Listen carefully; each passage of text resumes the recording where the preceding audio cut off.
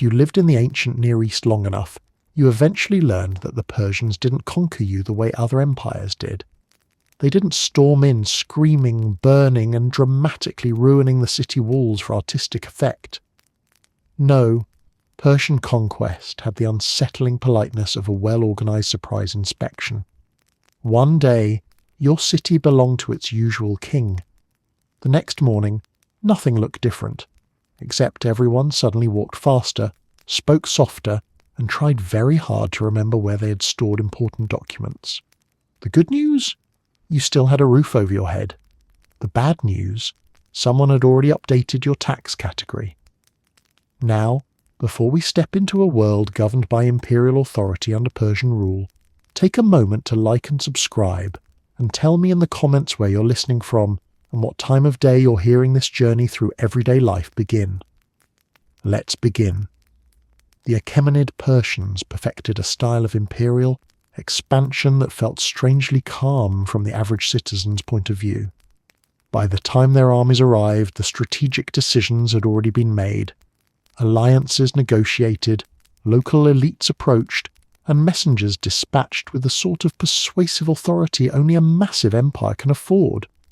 Instead of bloodshed, you saw negotiations behind thick doors.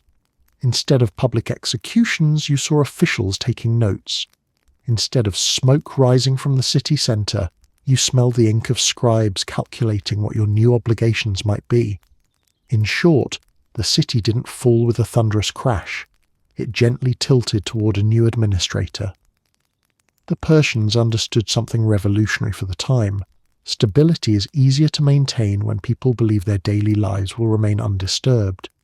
Conquering a city by force might win you territory, but conquering it by promising not to change too much wins you cooperation. And cooperation, as the Persians realized, is much cheaper to maintain than rebellion. This was imperial efficiency before spreadsheets existed. The empire didn't overwhelm you with chaos. It overwhelmed you with organization. Take the dramatic moment the Persian army approached your gates. Other empires might demand submission with drawn swords and shouted threats. Persian messengers approached with official letters, perhaps a seal or two, and a tone that said, "We will be ruling your region now. Please prepare the appropriate documentation." The militaristic theatre you expected simply didn't happen. Soldiers were present, of course. They didn't forget those, but they often stood back unless someone insisted on being difficult. Most cities didn't, because even from a distance you could see that the Persians didn't just bring weapons, they brought logistics, and logistics wins wars long before they begin. Imagine you're a local administrator watching the Persians approach. Your first thought isn't, "We can take them." It's, "How did they build roads that straight?" These people arrived knowing where your trade routes were, who controlled the water supply, which nobles disliked which other nobles, and, most dangerously, exactly how to make themselves seem like the better option. You were outmatched not just militarily but informationally, which frankly feels worse. Losing to a sword at least lets you say you died bravely. Losing to a stack of imperial memos? That's just embarrassing. Once the city accepted Persian rule, the transition was surprisingly swift. No looting, no dramatic flattening of monuments, no burning of archives. Quite the opposite. Your archives were suddenly updated, reorganized, and probably alphabetized by someone with immaculate handwriting. New banners might appear, but they were placed neatly, as if the empire didn't want to disturb your street aesthetic. Even the soldiers entered in orderly formation, which was both impressive and deeply concerning. You knew instantly that these were people who valued discipline. You also knew instantly that if they could march like that on flat ground, they could march like that on you. But perhaps the strangest part of Persian conquest was psychological. Other empires wanted fear. The Persians wanted acknowledgement. Not devotion, not zeal. Just quiet, consistent recognition that the great king now existed somewhere above you, watching over, and more accurately tracking your region. It was like joining a cosmic filing system. Your city was now tabulated, categorized, and safely slotted under a satrap's supervision. Whether you celebrated or panicked didn't matter. What mattered was that you understood there was now a proper procedure for everything, including your future complaints. This subtlety made Persian expansion feel less like domination and more like reassignment. Your city hadn't been crushed, it had been acquired. You hadn't been enslaved, you'd been registered. And, while you could pretend life would carry on as before, you knew deep down that somewhere, someone far away was already calculating how much wheat your region produced annually, and whether you were the sort of person who misplaced receipts. And that's the quiet brilliance and quiet terror of Persian rule. You didn't wake up to destruction, you woke up to administration. The real conquest happened not in the streets, but in the records. The city fell. The paperwork arrived immediately. If there was one thing that shocked people about living under Persian rule, it wasn't the soldiers, the taxes, or even the sudden arrival of new administrators who seemed allergic to chaos. It was this. The Persians did not care which god you worshipped. At all. You could pray to a storm deity, a household spirit, a sacred cow, a river goddess, or all of them at once. Persia did not flinch. They had conquered half the known world without insisting that everyone adopt their religion, which in the ancient world was like running an empire without insisting you were personally chosen by the universe to do so. The truth is that Persian kings, especially under the Achaemenid dynasty, held a surprisingly modern belief for their time. Stability improved when people didn't feel spiritually threatened. That didn't mean the Persians were secular. They absolutely believed in divine favour, but they were pragmatic. They understood that if you took someone's temple, you took their sense of safety. And if you took their sense of safety, you got rebellions. And rebellions, as every empire learns the hard way, are inconvenient, expensive, and terrible for scheduling. This meant that when Persia absorbed your city, temple life didn't just survive, it often flourished.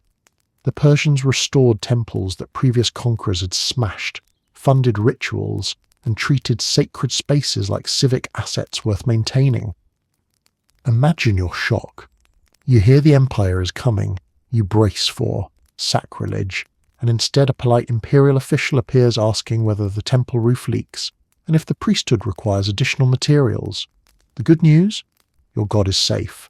The bad news? Your taxes are not. To the average citizen, this tolerance felt almost suspicious. Ancient empires were supposed to enforce their own gods. That was the rule. Spiritual conformity meant loyalty. But Persia went the opposite direction. Religious tolerance meant loyalty. Keeping your gods made you less likely to resist, and being less likely to resist meant fewer troops needed to stand around looking intimidating. You got to keep your rituals. Persia got to keep its peace. If you were a priest, Persian rule was both a relief and a promotion. Instead of having to secretly maintain your traditions under hostile overlords, you suddenly found yourself treated with respect, sometimes even as a local advisor. The Persians wanted temples functioning smoothly because temples held communities together. Priests understood the rhythms of the city. They knew festivals, calendars, family lineages, rivalries, and which noble always pretended to donate grain but actually brought it from someone else's storage yard. Persian administrators weren't interested in micromanaging your doctrine. They were interested in your influence, and you, as a temple official, were interested in not being thrown off a palace wall. This was a mutually beneficial arrangement. Of course, tolerance had boundaries. The Persians did not mind if you honoured your gods, unless those gods, or more specifically their priests, encouraged rebellion.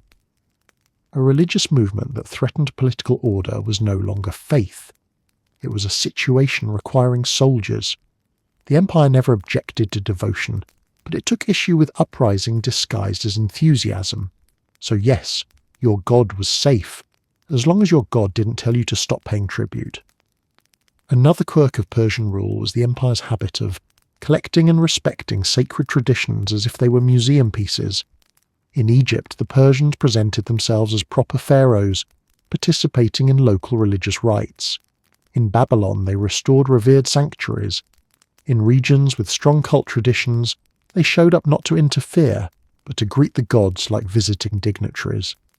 This was imperial hospitality on a cosmic scale. For ordinary people, this meant that religious festivals remained the emotional spine of the year. The Persians didn't cancel celebrations. They made them safer by ensuring no one interrupted them with wars. Temples continued distributing offerings. Rituals continued marking the seasons. Rites of passage continued preparing people for birth, adulthood, marriage, and death. The empire controlled politics but left the soul alone. Yet this tolerance wasn't a sign of ideological softness. It was clever, almost elegantly calculated. Persia didn't need to convert you to assert power. It needed your cooperation, your tribute, and your belief that resisting wasn't worth the effort. Supporting your religious life made you feel culturally intact, and a culturally intact subject is far less likely to welcome a rival empire promising liberation. If anything, foreign conquerors who enforced new gods looked reckless compared to the calm, accommodating Persians. But perhaps the most fascinating part of Persian religious policy was the way it reshaped your identity. Under previous rulers, your gods defined your city's autonomy. Sacred traditions were inseparable from political independence. Under Persia, your gods became part of a vast imperial tapestry. You weren't spiritually conquered, you were spiritually included. Your deity now lived under the protective umbrella of a gigantic empire that politely suggested you keep worshipping as you always had. But please submit forms on time. This was the genius of Persian rule. By not touching your religion, they controlled everything else more easily. You prayed as before, you sacrificed as before, you attended festivals as before, and because all those things felt normal, the empire suddenly felt less foreign. You weren't forced into a new identity, you were gently woven into one.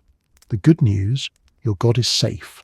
The bad news, the empire now knows exactly where your temple is, who runs it, how much revenue it collects, and whether you've declared all offerings accurately. Heaven remained yours. Earth, however, belonged to the great king. The strangest moment under Persian rule wasn't the day the empire conquered your city. It was the day you discovered that, against all expectation, you still had your job, your city's governor, still governor, the tax collectors, still tax collecting, the elders, judges, local scribes, landowners, guild leaders, and neighbourhood loud talkers who knew everyone's business. Still there, still loud. The Persians didn't sweep in and replace your leadership, with imported officials wearing unfamiliar clothes and even less familiar hairstyles. They kept the old hierarchy mostly intact, but added one crucial detail. Your new supervisor was an empire the size of a continent. You weren't replaced, you were supervised. This was the Persian genius. Instead of tearing down systems that already worked, they simply plugged themselves into the top of the chain like a divine management update. From the outside, it looked respectful.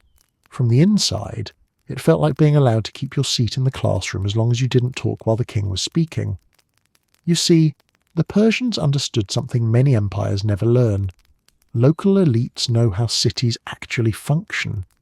They know which families obey the law, which merchants overcharge, which canal floods every spring, and which noble has the political flexibility of a wet broom.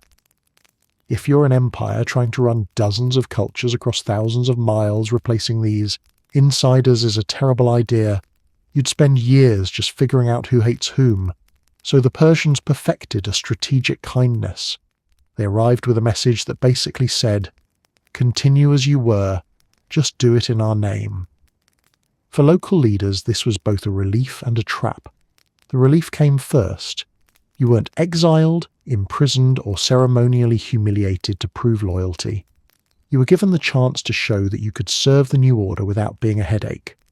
The Persians were remarkably generous to those who did their jobs quietly and efficiently. But make no mistake, this wasn't kindness, it was calculus.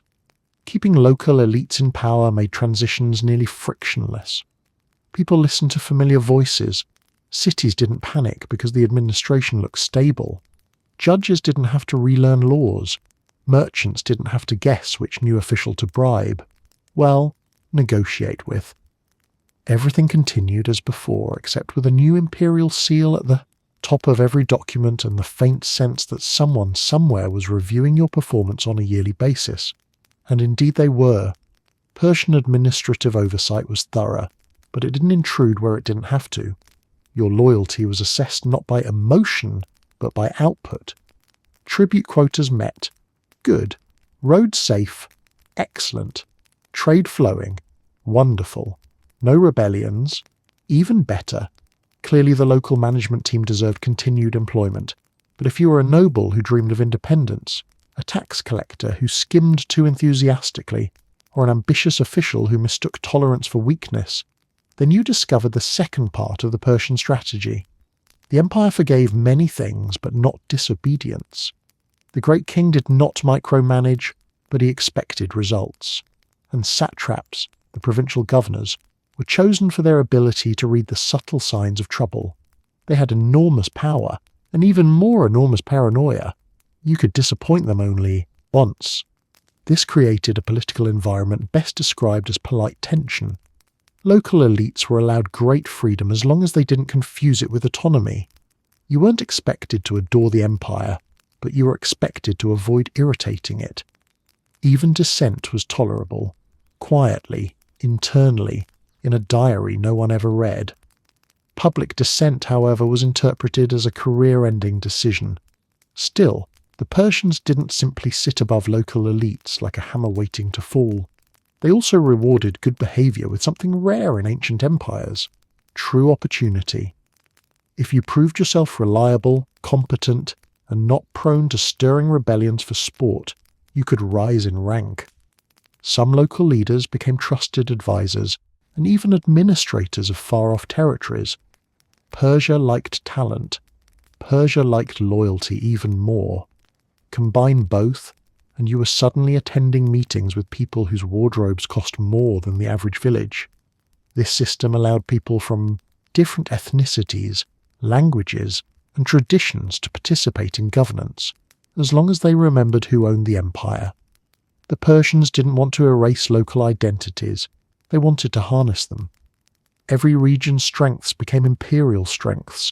Every local power network became an imperial support beam. You felt valued, but never equal.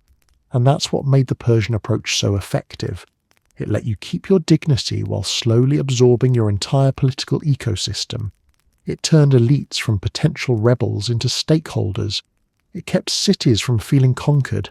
It reduced the need for military garrisons. Most brilliantly, it created the illusion that nothing had changed, even though everything had. Under Persian rule, the phrase "meet the new boss" felt incomplete. It was really, meet the new boss, who lets the old boss keep working, as long as both bosses remember who the real boss is. You weren't replaced. You were supervised. For most people living under Persian rule, the great king was not a man. He was a presence. You never saw him, never heard his voice, never felt the sweep of his cloak or the glare of his personal guards. He did not stride through your marketplace or appear at your local festival pretending to enjoy whatever traditional dish your region claimed was edible. And yet, he was there, in every decision, in every ritual, in every official document sealed with authority thick enough to be mistaken for a spiritual force. You never met him, you still behaved. This was the psychological magic of the Achaemenid monarchy. A ruler so distant he became mythic, but so organised he felt omnipresent. The great king did not need to stand in your city to influence it. He stood in your imagination. That, as any empire learns, is far more efficient. To begin with, the king's invisibility wasn't an accident. Persian rulers didn't travel casually. They moved with such grandeur that a royal visit could unbalance an entire province's economy. Imagine trying to prepare lodging, food, security, ceremony, and appropriate luxury for a man whose slippers were worth more than your annual harvest. Not to mention the entourage: officials, soldiers, attendants, cooks, accountants, archivists, and interpreters, all of whom needed constant reassurance that their individual importance was fully acknowledged. So no, The great king didn't swing by for casual inspections. Instead, he reigned from afar, and that distance made his authority feel larger than life. A king you cannot see becomes a king you cannot predict, and unpredictability is its own form of power. Still, the king's absence never felt like neglect. The empire was structured so that every part of daily life seemed to echo his will. Satraps invoked his authority. Tax records bore his seal. Laws referenced his justice. Official prayers mentioned his favour. Even milestones in the calendar followed rhythms tied to royal successions and dynastic memory. You might never lay eyes on the great king, but you lived inside the architecture of his reign. And then there was the royal branding. The empire excelled at it. The king's image appeared on coins, reliefs, monumental inscriptions, and ceremonial objects. You might be a farmer, a merchant, a potter, or a tired parent trying to convince your children not to juggle clay jars indoors. But every time you exchanged money or entered a public space, you saw the same message carved in stone or stamped in metal. He exists, he rules, and he is watching the horizon of your behaviour. But what truly gave the king his aura was not imagery. It was consistency.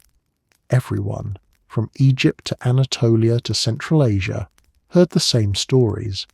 The great king rewarded loyalty. The great king punished rebellion. The great king favoured order, stability, and the occasional colossal building project. His personality didn't matter. His system did. He didn't have to be charismatic, beloved, or terrifying. He had to be predictable in the way thunderstorms are predictable. They don't arrive often, but when they do, they get everyone's attention. Communication strengthened the illusion further. Messages could travel remarkable distances along the imperial roads, carried by relay couriers who were famous for moving with almost supernatural speed. The king might be hundreds of miles away, but news from him arrived faster than gossip from the next village. This made royal commands feel immediate, almost intimate, like the king had whispered them into your doorway. The empire engineered a world in which the great king always seemed to know what was happening, even if he personally had no idea your city existed. And because humans are naturally inclined to fear what they cannot measure, the king's remoteness made obedience easier. It's one thing to defy a leader you see regularly. It's quite another to test the patience of an emperor who commands armies you've only heard described in the trembling voices of travellers. You didn't want him to arrive in person. His arrival meant something had gone catastrophically wrong. Rebellions, betrayals, governors who forgot that loyalty is not an optional trait. So you lived your life under the shadow of a man whose physical absence amplified his psychological presence. When disputes arose, people asked themselves, how would the king want this handled? Not because they knew him, but because they feared the consequences of guessing incorrectly.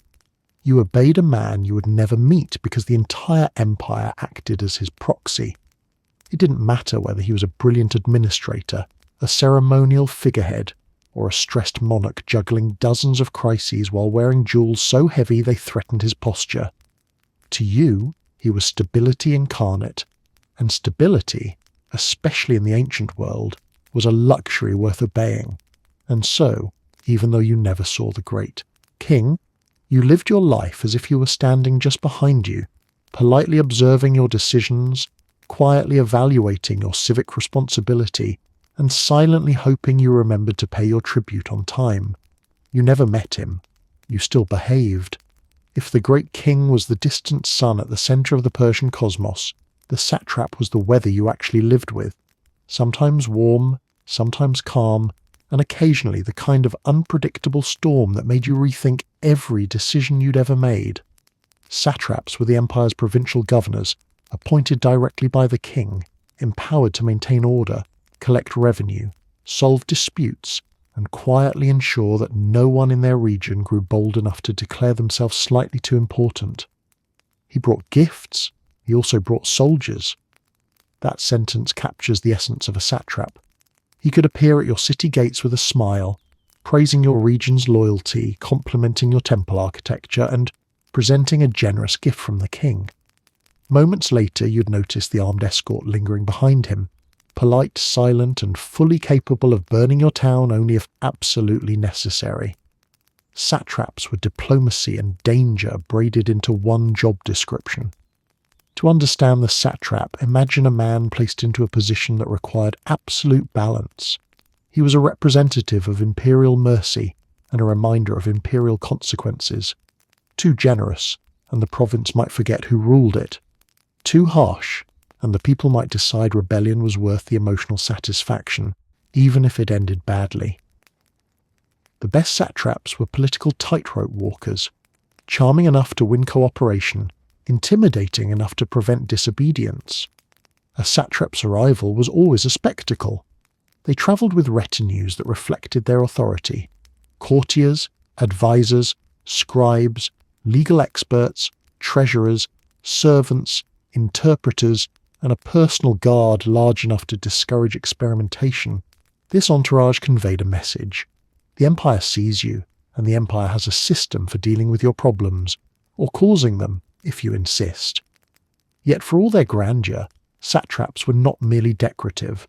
They wielded enormous practical power. They oversaw military garrisons, managed large portions of the region's finances, appointed lesser officials, settled thorny legal issues, and made sure the wheels of administration spun smoothly enough that the great king never had to intervene personally. If things ran well, the satrap took credit. If things ran poorly, the satrap became the problem, and that's where the ambition came in. Satraps were often chosen from Persian noble families or trusted aristocrats. Many were competent, some were brilliant, a few were dangerously clever. Their authority extended over territory large enough to tempt even the most disciplined minds. Imagine ruling lands the size of modern countries, commanding soldiers, controlling revenue, influencing trade, all while the king lived far away behind palace walls. It was enough to make even the most loyal governor occasionally imagine how nice it would be to be king in practice, if not in name. The Persian administration understood this risk, so while satraps had considerable power, they were also watched closely. The empire intentionally divided military authority. Satraps oversaw civil governance, but a separate commander often controlled the main army forces in the province. Treasury officials also reported directly to the king, bypassing the satrap entirely. In other words, the satrap could make many decisions but could not make unilateral decisions without stepping on someone else's very sensitive toes. This system created a fascinating political terrain. Satraps had to rule with care, diplomacy, and strategic generosity. A good satrap could win a province's loyalty, ease tensions, mediate disputes between local tribes or city-states, and encourage prosperity. These governors were welcomed like travelling judges, problem solvers whose presence meant new opportunities and imperial favour. A bad satrap, however, could make life miserable. Corruption, favouritism, excessive taxation, oppressive decrees. These happened, and they left scars. Some satraps behaved like small kings, forgetting that the empire expected obedience, not improvisation. Others became paranoid, ruling with suspicion and reacting to imagined threats as if every farmer with a shovel were planning a coup. But most satraps existed somewhere in between, ambitious enough to push boundaries, cautious enough not to get executed. Their interactions with local elites were especially strategic. A satrap needed allies, nobles who could mobilize support, priests who could validate decisions, merchants who could keep trade flowing, and scribes who could interpret laws in ways that avoided unnecessary panic. In return, these groups received recognition, authority, and access to imperial privileges. It was political symbiosis. Both sides needed each other to survive comfortably. To the average citizen, the satrap was both reassuring and unsettling. If a dispute erupted between villages, the satrap could resolve it fairly. If famine threatened the region, the satrap could request relief from the imperial centre. But if your town slipped behind on tribute, if rumours of dissent reached the satrap's ears, or if a local leader appeared a little too popular, the satrap's generosity transformed into something sharper. The same official who praised your loyalty last month could now summon soldiers to make sure your loyalty continued. This dual nature, smiling diplomacy backed by military force, was what made satraps so effective. You could negotiate with them, appeal to them, persuade them, even impress them. But you never forgot the soldiers standing quietly nearby. The satrap didn't need to threaten you. He didn't need to declare his power. His presence said everything. Thus, life under a satrap felt like life under a polite thunderstorm. Most days were calm. The weather seemed agreeable, but one wrong move, one whispered rebellion, one miscalculation, and suddenly the sky reminded you who controlled the season. He brought gifts. He also brought soldiers. If you wanted to understand what it truly meant to live under Persian rule, you didn't look at the soldiers, or the satraps, or even the great king. You looked at the accountants. These were not the harmless number enthusiasts we imagine today. Quiet people who enjoy storing receipts in alphabetical order. No, Persian accountants were a different species entirely. Calm, unblinking record keepers who could tell you exactly how many goats you owned, how many bushels of barley your fields should have produced, how much land your cousin claimed incorrectly in the last census, and, most importantly, how much you owed the empire. The harvest failed, the tax bill did not. That was the Persian philosophy in a single sentence. Under the Achaemenids, taxation was not guesswork, negotiation, or emotional persuasion. It was mathematics. Mathematics backed by imperial authority and perfected by bureaucrats who believed that the universe made sense only when everything was written down properly. If the ancient world had an equivalent of omniscient celestial judgment, it was the Persian tribute system. To begin with, taxation in the empire wasn't improvised. It was organized by region. Each province assessed for what it could reasonably produce: grain, livestock, metals, textiles, wine, or anything else the locals were good at making or extracting from the ground. Persia did not demand the same tribute everywhere. They demanded what they knew you could give, and they knew because they counted. Everything. Relentlessly. The census was their weapon. Teams of imperial surveyors travelled the countryside with ropes for measuring land, tablets for recording data, and eyes, trained to notice when people mysteriously forgot how many orchards they owned. They interviewed villagers, inspected fields, checked storehouses, talked to elders, and even asked neighbouring communities about each other, because nothing reveals the truth like two rival villages gleefully exposing one another's hidden assets. These census records became the backbone of the empire's tribute quotas. Your region's obligations were calculated from expected yields, not from your personal enthusiasm for contributing to the great king's treasury. The Persians understood agricultural cycles, climate, soil quality, irrigation systems, and trade patterns. They knew exactly what your land should produce, so if your harvest failed due to drought, pests, rebellion, or fate, the imperial response was the same: sympathetic nodding followed by the presentation of the full tax bill. It wasn't cruelty, it was policy. To manage this system, each province maintained a treasury staffed by professional administrators who oversaw incoming resources and ensured they reached the imperial centre. Gold and silver flowed along the royal road. Grain moved through local networks into storage facilities. Livestock was tallied and redistributed. Everything had its box on a form, everything had its mark on a tablet, and everything was checked, double-checked, and occasionally triple-checked by inspectors who travelled without warning to ensure honesty. These inspectors were feared with a special kind of dread. Satraps could be negotiated with. Local officials could be persuaded. But an imperial inspector, he arrived like a walk-in audit.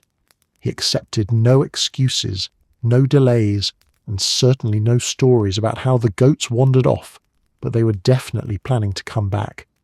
This man did not smile. He did not drink wine until the work was done.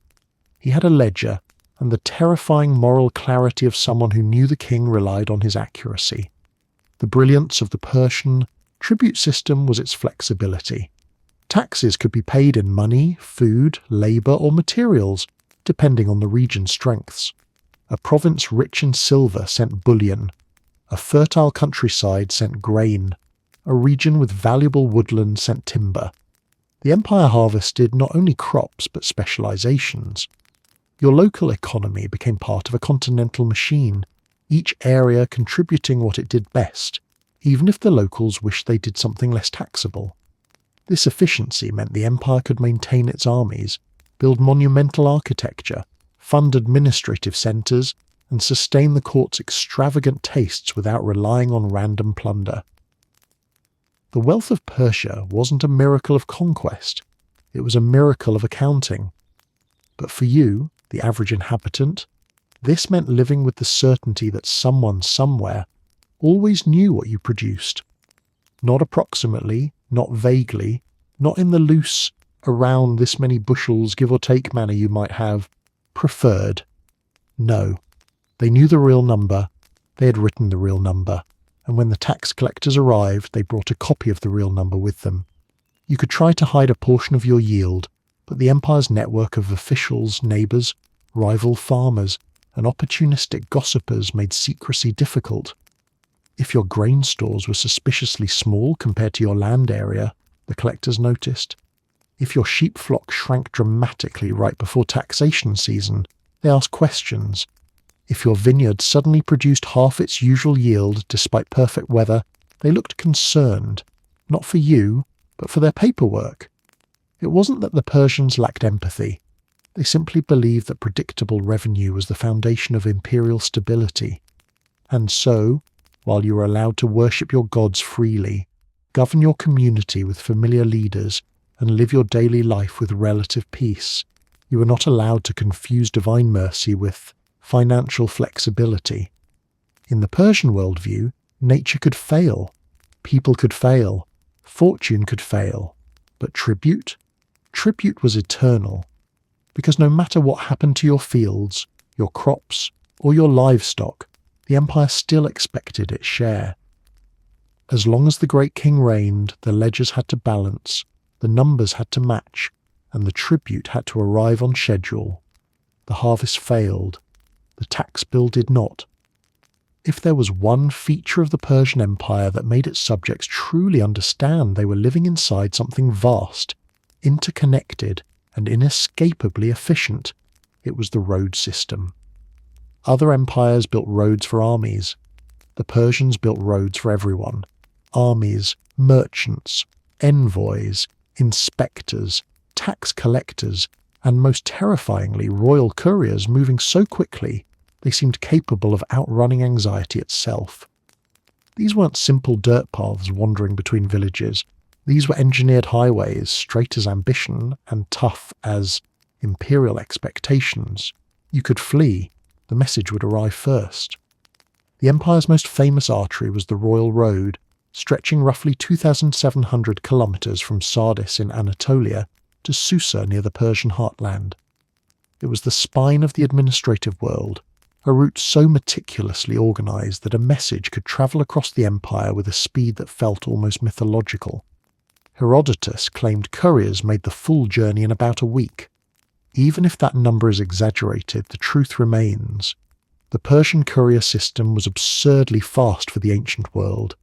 Fast enough that rebellion didn't just feel risky, it felt logistically impossible. The secret was not the road alone, but the infrastructure built along it.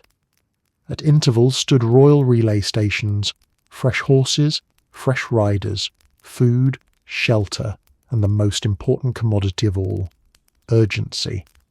Couriers did not stroll, they did not linger, they did not stop to admire scenery or haggle over figs in the marketplace. These riders switched mounts without dismounting fully, as if the horses themselves had become part of a single imperial organism. Imagine trying to start an uprising, only to realise the message reporting your intentions would reach the satrap before you'd even finished whispering the plan to your conspirators. The roads also made surveillance effortless. Information could flow from the centre to the provinces and back again with a speed that made secrecy feel outdated. If you thought your village was too remote to attract imperial attention, The presence of a well-maintained road leading directly to it strongly suggested otherwise. The empire didn't need to be everywhere at once. It simply needed to move faster than you could. For merchants, these roads were a dream. You could travel between regions without losing weeks to rough terrain or unreliable paths. Goods moved farther, faster, markets grew richer, caravans grew larger. The empire's wealth depended on this, commercial movement, and the roads ensured it never stopped. But while merchants celebrated, anyone considering political mischief realized something chilling. The empire had effectively shrunk. Not physically, geography remained stubborn, but administratively and militarily. What once might have taken months to respond to could now be handled in days. Distance, that ancient ally of rebels, was suddenly useless. To maintain these roads required constant labour. Stonecutters, engineers, ditch diggers, loggers, bridge builders, and maintenance crews who repaired surfaces after seasonal floods or over-enthusiastic cavalry units tore them apart. This wasn't a set-it-and-forget-it system. It was ongoing, expensive, and remarkably consistent. When you saw these workers repairing a stretch of road, you knew two things. The empire cared deeply about communication, and the empire didn't trust silence. For soldiers, roads were a strategic miracle. Troops could be deployed quickly, efficiently, and in intimidating quantities. Any province imagining it could slip quietly out of the empire's grasp had to contend with the fact that the Persian army could appear with unnerving speed. And if the army didn't arrive immediately, the satrap certainly would, carrying a message from the king that politely reassured you your rebellion had been noticed, categorized, and placed on the schedule for suppression. Even travel for ordinary people became easier, though not always safer. Roads brought strangers, caravans, officials, tax collectors, and cultural exchange. You could meet people from Egypt, Lydia, Babylon, Bactria, and beyond, without stepping more than a few days from home. This mixing enriched the empire, but it also reminded you how large and varied it was, and how many communities were equally invested in keeping it intact. But the most powerful aspect of the roads wasn't physical at all. It was psychological. Before Persia, distance gave people a sense of independence. If trouble arose, if a ruler became unjust, if a cult gained too much power, if local leaders decided to test their influence, there was always the hopeful belief that the central authority simply wouldn't hear about it quickly enough to intervene effectively. Under the Persian system, that hope evaporated. You knew, absolutely knew, that anything said loud enough to reach 10 people would reach the empire. This changed behaviour. It fostered a cautious respect, a quiet obedience born not out of fear of immediate punishment, but out of the certainty of eventual punishment. Empires maintain control not with armies marching every day, but with the knowledge that armies could march any day. And nothing symbolized that capability like the roads. There is a revealing irony here. The Persians built roads to unify their empire, improve trade, strengthen administration, and ease travel. These were roads meant to benefit people, to bring prosperity, mobility, and connection, and they did. But at the same time, those benefits carried shadows. A tool that makes life easier also makes control tighter. A road that brings merchants to your town can also bring imperial auditors. A path that allows pilgrims to travel to sacred sites also allows soldiers to travel to yours. You could flee. The message would arrive first. One of the most confusing and terrifying parts of living under Persian rule was how law worked. Unlike many empires that imposed a single rigid legal code on everyone, the Persians took a far more flexible approach. They understood that each region had its own customs, traditions, and long-standing legal practices. Why disrupt a functioning system? If the local courts knew how to handle disputes, why bother teaching them a new one?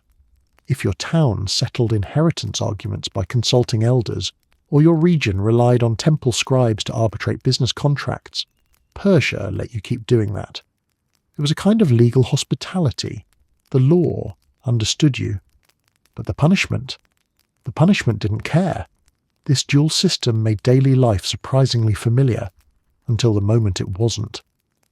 Under Persian rule, justice began at home. Minor disputes, property quarrels, trade disagreements, and family issues continued to be resolved according to local custom. Judges were drawn from your own community. Legal proceedings took place in familiar settings, using procedures your grandparents would recognize. You could walk into court and feel, at least briefly, as if nothing had changed since your city came under Persian control. This was deliberate.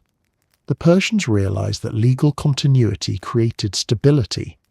People were less likely to rebel when their courts still listened to them. They were less likely to panic when the resolution of disputes still felt grounded in tradition. The empire allowed regions to keep their own laws not out of kindness, but because it made governing easier. A population that doesn't feel legally threatened is far easier to manage. But beneath this comforting veneer, Persia controlled the foundation of enforcement. You could rely on your local system for judgment, but you relied on the empire for consequences, and the empire had very strong opinions about consequences. Persian rulers believed in order, and order required deterrence. While everyday issues were handled locally, crimes that threatened public stability, or worse, imperial authority, triggered a response that felt as if it had been crafted by a committee of people who had never lost an argument in their lives. You could negotiate with a local judge. You could not negotiate with imperial punishment. The empire didn't raise its voice. It didn't need to. It punished with a clarity that made its expectations unmistakable. Consider serious crimes, rebellion, corruption, treason, highway robbery, counterfeiting, or anything involving interference with imperial revenue. These weren't simply offences against a city or a region. They were offences against the entire administrative system. And when you commit an offence against a system that spans continents, the response is not subtle. Punishments under Persian authority were meticulously designed to demonstrate what happened when someone disrupted the order that the great king had worked so hard to maintain. These were not symbolic penalties. They were final, decisive, and intended to make an example. In an empire that prized efficiency, punishment wasn't about cruelty. It was about sending a message that echoed across provinces. A local thief might be fined. A regional rebel might disappear permanently. This tension, local leniency versus imperial severity, produced a fascinating legal atmosphere. People followed their own customs until they stepped onto the wrong side of a line that the empire didn't bother labelling. The lack of clarity meant everyone learned to avoid actions that might possibly fall under imperial jurisdiction. It wasn't the direct threat of punishment that maintained order. It was the uncertainty. You never wanted to find out what the empire considered a serious offence. Adding to the complexity, satraps, those powerful provincial governors, held a semi-legal role. They didn't replace local courts, but they could intervene when they felt something threatened stability. Their judgment wasn't based on local law. It was based on imperial sense. An imperial sense often believed the easiest solution to civil unrest was to remove the source of unrest entirely. Satraps had the authority to override decisions, escalate cases, or impose punishments that ensured no further discussions were needed. People quickly learned that while local law might forgive you, the empire might not. It led to a culture of public caution. You didn't argue loudly in the marketplace. You didn't start fights you couldn't finish. You didn't insult nobles, mock officials, or defy temple authorities who had the satrap's ear. You lived life with the uneasy awareness that your neighbour might forget details, but the empire never did. And yet, this wasn't a purely oppressive system. There was logic beneath it. The Persians believed that letting each region follow its own legal customs kept people content. They also believed that enforcing imperial order kept the empire intact. Between these two beliefs lay the thin line you walked every day, comfortable but cautious. The brilliance of the Persian legal system was that it made you feel you were still governed by your own traditions, while quietly reminding you that you were not. The laws you followed belonged to your ancestors. The punishments you feared belonged to the great king. So you lived life knowing your local judge understood your situation, sympathized with your motives, and might even forgive a minor mistake. But you also lived knowing that if your actions reached the wrong ears, travelled along the wrong road, or caught the attention of the satrap, the empire would intervene with the kind of calm, impartial force that made emotion irrelevant. The law understood you. The punishment didn't care. One of the strangest things about living under Persian rule was how normal daily communication felt, and how abnormal official communication became the moment ink touched clay or parchment. Persia didn't expect you to abandon your language.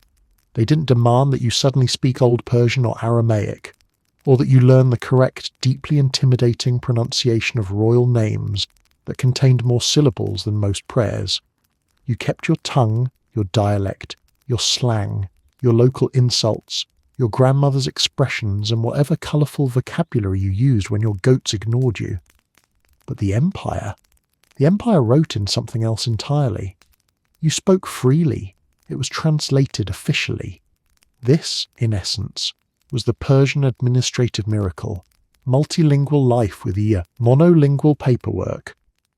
In a region spanning thousands of miles filled with dozens of cultures and languages, Persia solved the problem of communication not by forcing uniformity, but by inventing an entire class of professionals whose main job was to prevent misunderstandings from turning into rebellions. These were the translators, scribes, archivists, and bureaucratic linguists, people who lived in a world where every word mattered, every symbol had weight, and every misinterpretation could potentially cause a diplomatic disaster. To these individuals, languages weren't simply tools of expression, they were systems of taxation, order, loyalty, and accountability. You spoke. They converted your speech into something the empire could understand, file, categorize, and occasionally hold against you. In everyday life, this system felt almost invisible. You could walk through the marketplace and hear multiple languages floating through the air, Egyptian merchants haggling, Ionian, sailors swearing, Aramaic scribes muttering about deadlines, local farmers gossiping about whose flock mysteriously doubled overnight. The empire didn't mind this linguistic chaos. It embraced it as proof that many peoples lived together under one imperial umbrella. But the moment a matter touched administration, land deeds, tax assessments, trade agreements, inheritance disputes, temple finances, or requests for imperial assistance, suddenly the world shifted. Out came the scribes, armed with sharpened reed pens and an unshakable conviction that nothing existed until it was written down properly. You might describe your property boundaries in your native language. They would record them in imperial Aramaic. You might argue your case before a local elder. They would summarize it in elegant lines the king's officials could read later. This process didn't just preserve information, it standardized it. No matter where you were in the empire, administrative records looked familiar. Structured layouts, consistent terminology, recognizable seals, and that particular tone of official writing that suggests the author enjoys order more than they enjoy people. The most remarkable part was the scale of this system. Archives were everywhere. Storehouses filled with tablets, rolls of parchment, sealed packets of correspondence, tax ledgers, temple inventories, legal decisions, and diplomatic communications. The Persians didn't merely store information, they curated it. They believed governance depended on memory, and memory required documentation. If oral tradition tied communities together, written language tied the empire together. The scribes themselves were a powerful class. They could read what others could not. They could record what others might forget. They were the translators not only of language, but of authority. To interact with the empire, you needed them. If they liked you, your petitions were clear. If they didn't, your requests became mysteriously vague or arrived at the wrong department 3 weeks late. Yet, as intimidating as the system was, it offered remarkable benefits. Because the empire used multilingual communication, ordinary people didn't feel linguistically erased. You weren't punished for speaking incorrectly. You didn't fear using your mother tongue. You didn't need to memorize imperial vocabulary just to buy grain or settle a debt. Instead, the empire adapted to you. The Persians recognized early that forcing millions of people to learn a new language was less efficient than creating a translation infrastructure that made the empire multilingual from the top down. But behind this tolerance lay something much more strategic: control through clarity. When you file everything in a single bureaucratic language, you eliminate ambiguity, you eliminate excuses, you eliminate confusion. Local languages were the world of emotion, storytelling, persuasion, and culture. Imperial Aramaic was the world of rules. When things were spoken, they could be denied. When things were written, they became reality. You told your side of the story. The scribes recorded the empire's version. This duality gave the Persians extraordinary administrative reach. A dispute in one province could be understood instantly in another.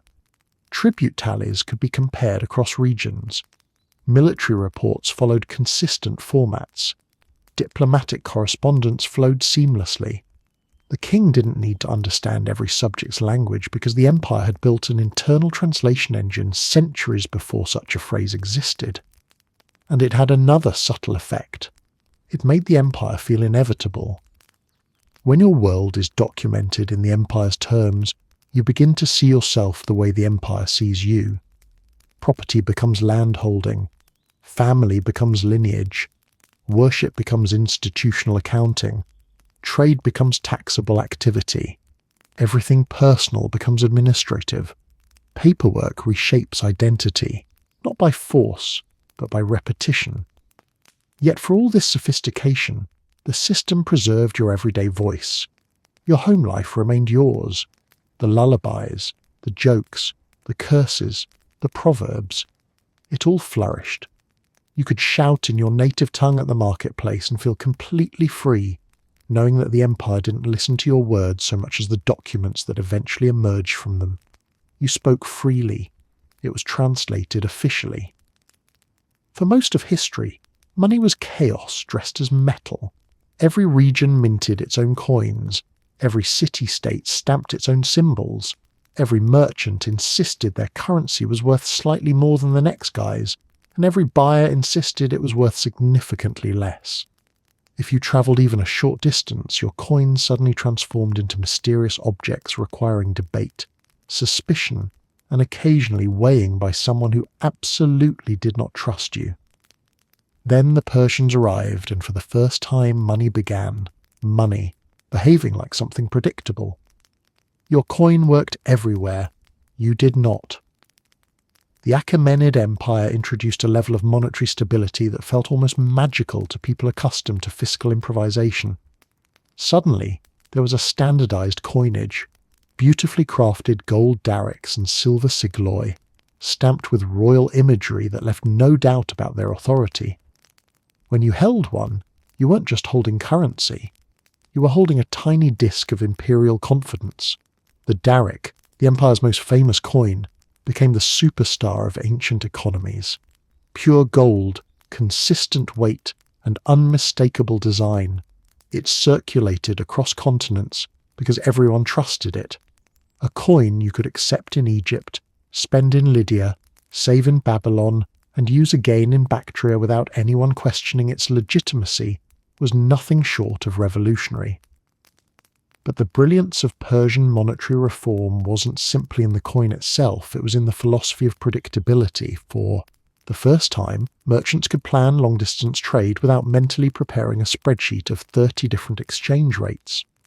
A Babylonian trader buying lapis lazuli from the east no longer had to negotiate whether his silver weighed correctly or whether the receiving merchant believed in the same system of value. The daric answered those questions before anyone opened their mouth. This consistency transformed your daily life, even if you weren't wealthy. Prices stabilized. Markets became less chaotic. Savings became possible. Not just hoarding random metal bits under your floorboards, but owning currency that would still mean something 100 miles away. And predictability had a calming effect. People began trusting transactions because the empire guaranteed them. But this new money also revealed something awkward. While your coin could travel everywhere, you could not. The empire spanned an enormous territory, but that didn't mean the average resident could casually wander across it. You still had to worry about languages, customs, food, weather, and whether the next town's guard captain liked people from your province. The coin in your pocket was cosmopolitan. You, sadly, were not. What made the Persian monetary system especially powerful was how it integrated with the empire's infrastructure. Roads grew busier, caravans grew larger, ports expanded. With a common currency, trade networks blossomed like gardens that had finally received consistent rain. Suddenly, goods flowed toward the empire's heart. Egyptian grain, Phoenician timber, Ionian pottery, Babylonian textiles, Central Asian horses, Arabian incense. The Daric became the thread connecting regions that once felt as separate as different worlds. You didn't need to understand imperial economics to feel its effects. Markets became more vibrant. Trade fairs expanded. Even small-town artisans found new buyers. A potter who once sold only locally now found merchants willing to carry her wares hundreds of miles away. The empire didn't just make money uniform, it made opportunity uniform. Yet beneath this prosperity lay the empire's quiet brilliance. Standardized money allowed standardized taxation. The accountants, those tireless guardians of imperial precision, could now tabulate revenue in currency rather than in unpredictable heaps of grain, livestock, spices, and occasional confusion.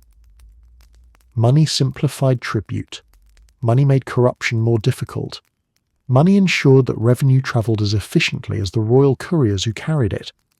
With uniform currency came uniform oversight, and the Persians loved oversight. A daric wasn't just a coin, it was a data point. Every transaction that moved wealth from one hand to another also moved information. Who was wealthy, what goods were valuable, which regions prospered, which merchants thrived. Money became a quiet method of empire-wide observation. Another fascinating effect of monetary stability was the rise of confidence-based trade. Credit systems expanded, long-term contracts flourished. People made deals reliant on future payments because for once, future money meant something tangible. When both parties trust the currency, they trust the agreement. What Persia created wasn't just commerce, it was reliability. But the greatest irony was philosophical. Standardized money unified people who otherwise had nothing in common.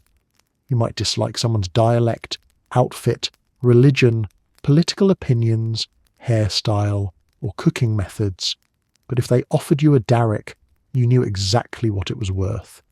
Gold doesn't argue. Gold just sits in your hand, radiating calm authority. And the empire understood that. By creating a monetary system everyone trusted, Persia generated a kind of soft power more persuasive than military force. Soldiers could conquer territory, but coins conquered behavior. People collaborated, traded, saved, invested, travelled, negotiated, and dreamed differently because the monetary world had become comprehensible. Yet for the average subject, it always came back to one bittersweet truth. Your coin worked everywhere. You did not. You could stay home forever and still participate in an empire-wide economy. Your money travelled where your feet never would. Your wealth saw more of the world than you ever could. It visited ports you'd never set foot in, markets you'd never smell, and cities whose names you only heard through gossip carried along the royal road. Persian coinage didn't just stabilise the empire, it shrank it, turning a sprawling world of languages and landscapes into something you could hold between two fingers. Money, for the first time, made sense. No matter where you lived in the Persian Empire, whether on the sun-baked streets of Egypt, the bustling ports of Phoenicia, or the orderly plazas of Anatolian towns, your local market was the beating heart of daily life.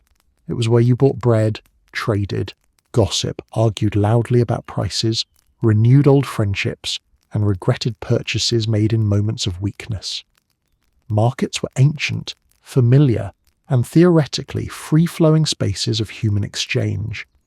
But under Persian rule, the markets gained a new participant, one you couldn't see, couldn't bargain with, and definitely couldn't cheat.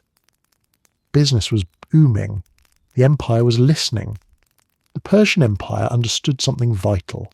If you control the marketplace, you control the pulse of the provinces. Markets weren't just centres of trade, they were centres of information, wealth, tension, reputation, opportunity, and occasionally trouble. And so, while you wandered through the stalls admiring figs, haggling over pottery, or trying to convince a merchant that your goat was worth far more than its personality suggested, you lived under the subtle but unmistakable presence of imperial oversight. Let's start with the protection. Persian rule offered merchants something incredibly rare and unbelievably valuable: safety.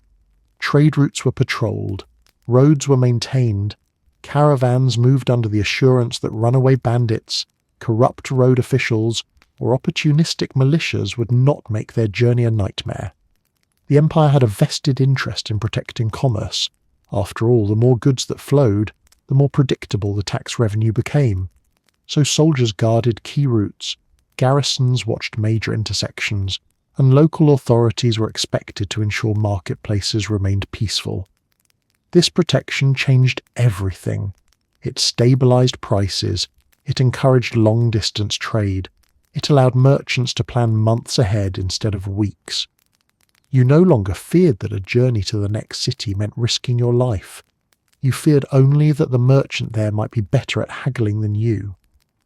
But this cosy security came with a shadow: surveillance.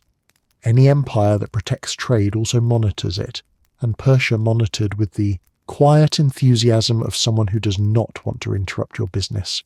Only record it thoroughly. Markets became rich with auditors, informants, tax collectors, supply watchers, and scribes who drifted through stalls as if shopping for information.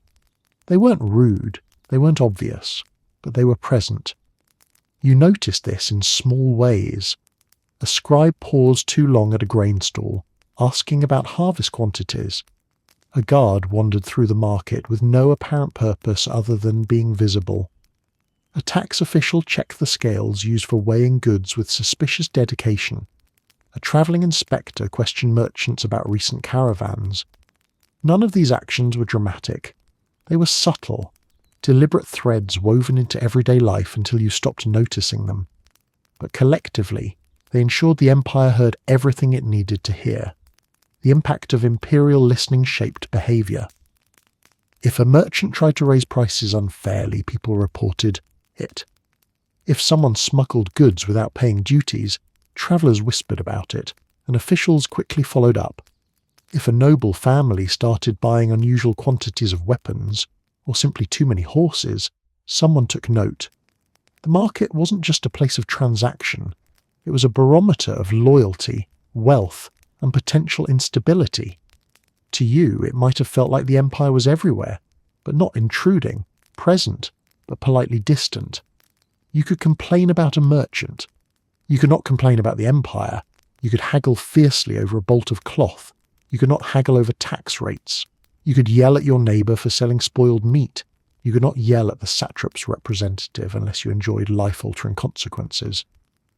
What made this surveillance so effective was that it never fully revealed itself. The empire didn't need menacing soldiers stationed at every stall. It relied on something far more powerful: the market community itself. Merchants knew that the empire kept an eye on them. Customers knew the same. And nothing encourages honesty like the suspicion that dishonesty will be reported by someone who wants to look helpful in front of imperial administration. Yet this environment didn't feel oppressive. Not most days, anyway. In fact, the protection and supervision created some of the most prosperous markets the ancient world had ever seen. Goods flowed from all corners of the empire: Babylonian textiles, Egyptian grain, Indian spices, Lydian metals, Bactrian horses, Phoenician purple dye, Mesopotamian dates, and crafts from dozens of cultures whose names you barely recognized. The empire's vastness became visible in everyday transactions. Trade fairs grew, caravans expanded, merchants prospered, markets buzzed with diversity, colour and opportunity. Persia didn't strangle commerce, it nurtured it. It cultivated an environment where business thrived because insecurity shriveled. But prosperity doesn't eliminate anxiety, it merely coexists with it. You traded freely, you discussed prices loudly, you laughed, bargained, argued, and shouted with passion. And all the while, the empire quietly ensured that nothing happened in the market it didn't want happening. The most important lesson: the market felt open, but never neutral. It felt free, but never unsupervised. It felt lively, but never lawless. The empire didn't run your stall. It didn't set your prices. It didn't interfere with your customers. It simply stood in the background listening. Business was booming. The empire was listening. For most people living under Persian rule, soldiers were like thunder, rarely close enough to touch, but always close enough to worry about. You didn't encounter them daily, not unless you lived near a fortress, a major garrison, or a road so important it practically hummed with imperial energy. In ordinary life, you might go weeks without seeing a single armed figure, but the awareness of them, of their training, their authority, their absolute loyalty to the great king, was never far from your mind. They protected you from becoming uncooperative. That was the truth of Persian soldiers. They were guardians of peace, yes, but peace that existed only because they stood ready to enforce it. Local levies, your neighbours with new clothing.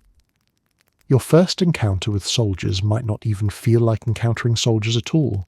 Local levies, regional men recruited to serve part-time, looked suspiciously like the people you already knew. Farmers turned archers, shepherds turned slingers, craftsmen turned infantry. They wore simpler gear, carried lighter weapons, and lacked the intimidating polish of the imperial elite. You might even recognize a levy soldier in the market later, trying to buy vegetables in uniform while pretending he hadn't nearly fainted during last week's training drill. Local levies existed for practical reasons. They knew the terrain. They knew local disputes. They were cheaper than maintaining massive standing armies everywhere. Most importantly, they symbolized that provincial defense was a shared responsibility. The empire protected you, and you, in turn, contributed to its security. But levies had limits. They were not meant to enforce imperial will. They were the cushion before the hammer. Imperial troops, the hammer. If levy forces were the background hum of security, imperial troops were the alarm bell you prayed never to hear. These were full-time warriors, disciplined, organised, and very difficult to negotiate with. Their arrival meant one thing: something in your region had failed to behave. Imperial troops varied. Some were Persian aristocratic cavalry, swift and terrifying. Others were Medes, skilled with spear and bow. There were professional infantry units from different corners of the empire, each with distinctive clothing, weapons, and battlefield traditions. But no matter where they came from, they shared three traits: discipline, loyalty. The unsettling ability to arrive precisely when trouble began. To the average citizen, imperial soldiers felt almost mythical. You heard stories of their training, their coordination, their sheer presence. Children whispered heroic tales about them. Adults whispered much more serious ones. A garrison stationed near your town was both comforting and unnerving. Comforting because bandits avoided the region. Unnerving because you knew the empire placed garrisons where it anticipated potential issues. If imperial troops stood nearby, someone important believed your community required monitoring. Why? Peace always felt conditional. The Persians were proud of their reputation as benevolent rulers. They preferred compliance to coercion. They built roads, encouraged trade, supported temples, and maintained legal continuity. But beneath this generosity lay the quiet truth that peace was not simply expected. It was managed. You didn't see soldiers every day because the empire didn't need you to see soldiers every day. The memory of them was enough. The stories were enough. The occasional sight of a patrol was enough. Peace was maintained not through constant violence, but through an omnipresent potential for violence. That potential did the heavy lifting. If a dispute escalated beyond local mediation, troops would arrive. If a village withheld tribute, troops would arrive. If a noble hinted at rebellion, they would arrive quickly, and if a satrap requested military support, they would arrive immediately. The empire cultivated an atmosphere where reasonable people concluded it was better to resolve conflicts quietly than to involve professional soldiers whose definitions of resolution were extremely efficient. The message. They represented imperial soldiers did not need to act cruelly to inspire obedience. Their mere presence represented the will of a king who ruled millions. They were the walking embodiment of imperial order, proof that the great king's authority extended to the smallest village, the remotest pasture, the busiest market. When soldiers visited your town, even briefly, everything changed. Market prices dropped because merchants suddenly became honest. Gossip softened because no one wanted to appear suspicious. Priests performed rituals with perfect precision. Elders resolved disputes twice as fast. Children stood straighter for reasons they didn't understand. The empire was reminding you, order exists because we enforce it. Protection. With an edge. To be fair, Persian soldiers were not universally feared. They protected caravans, rescued kidnapped merchants, subdued dangerous bandits, and restored order after natural disasters. Many communities genuinely depended on them. When famine struck or when raiders crossed borders, no one doubted the value of imperial troops. But their protection always came with a message.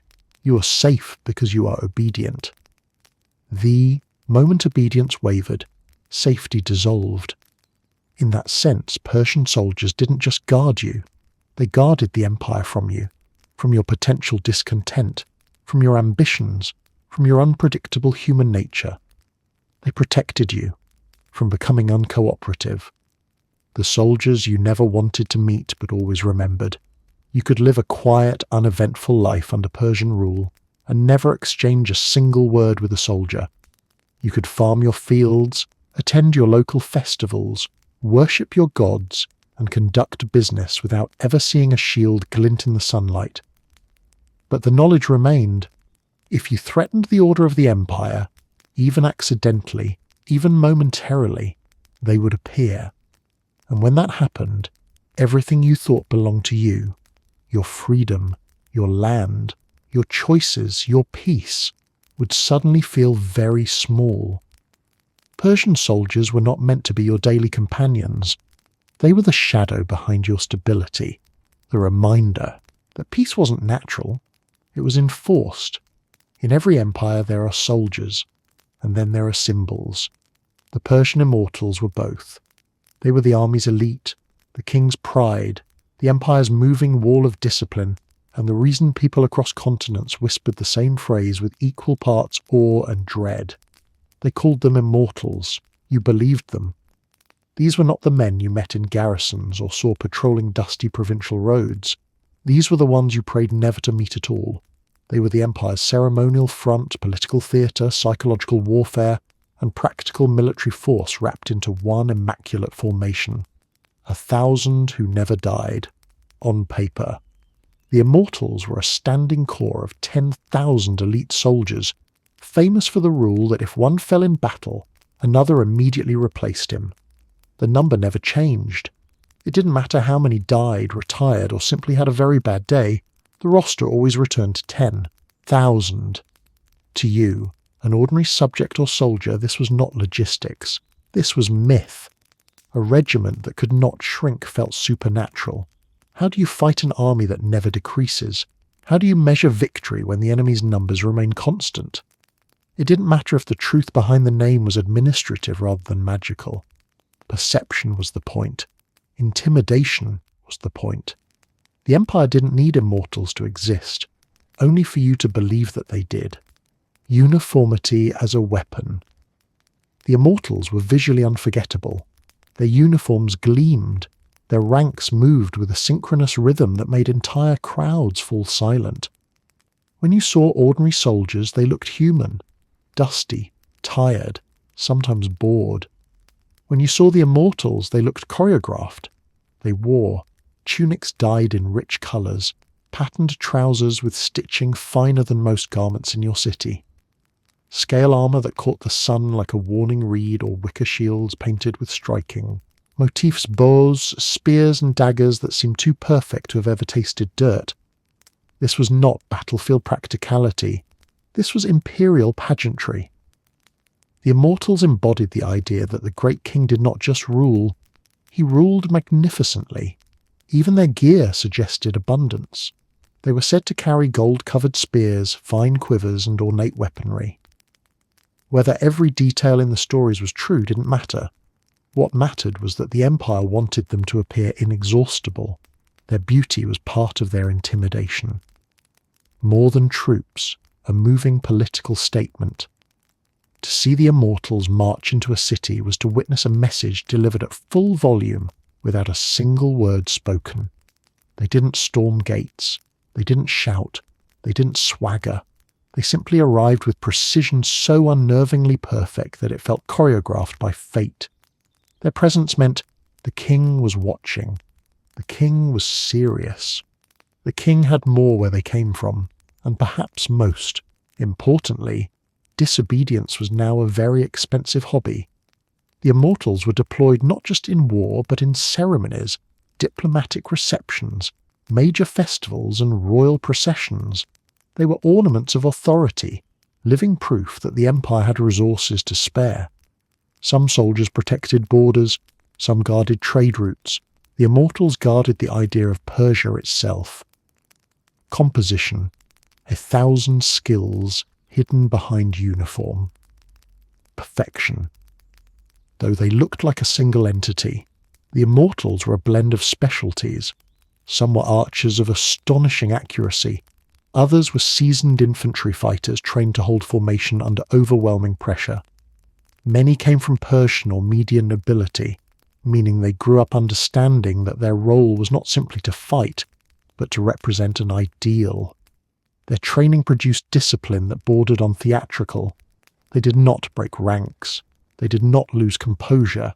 They did not look confused, tired, or annoyed in public. They were the empire's perfectly polished mask, and masks, historically, are far more frightening than faces. Why they frightened even without fighting. You didn't need to witness the immortals in battle to understand their power. Their danger came from implication. If these were just the elite front, one regiment among many, what horrors must the rest of the Persian military contain? If these were the display soldiers, the visible tip of the spear, what unseen forces waited behind them? Psychology did half their work long before swords were drawn.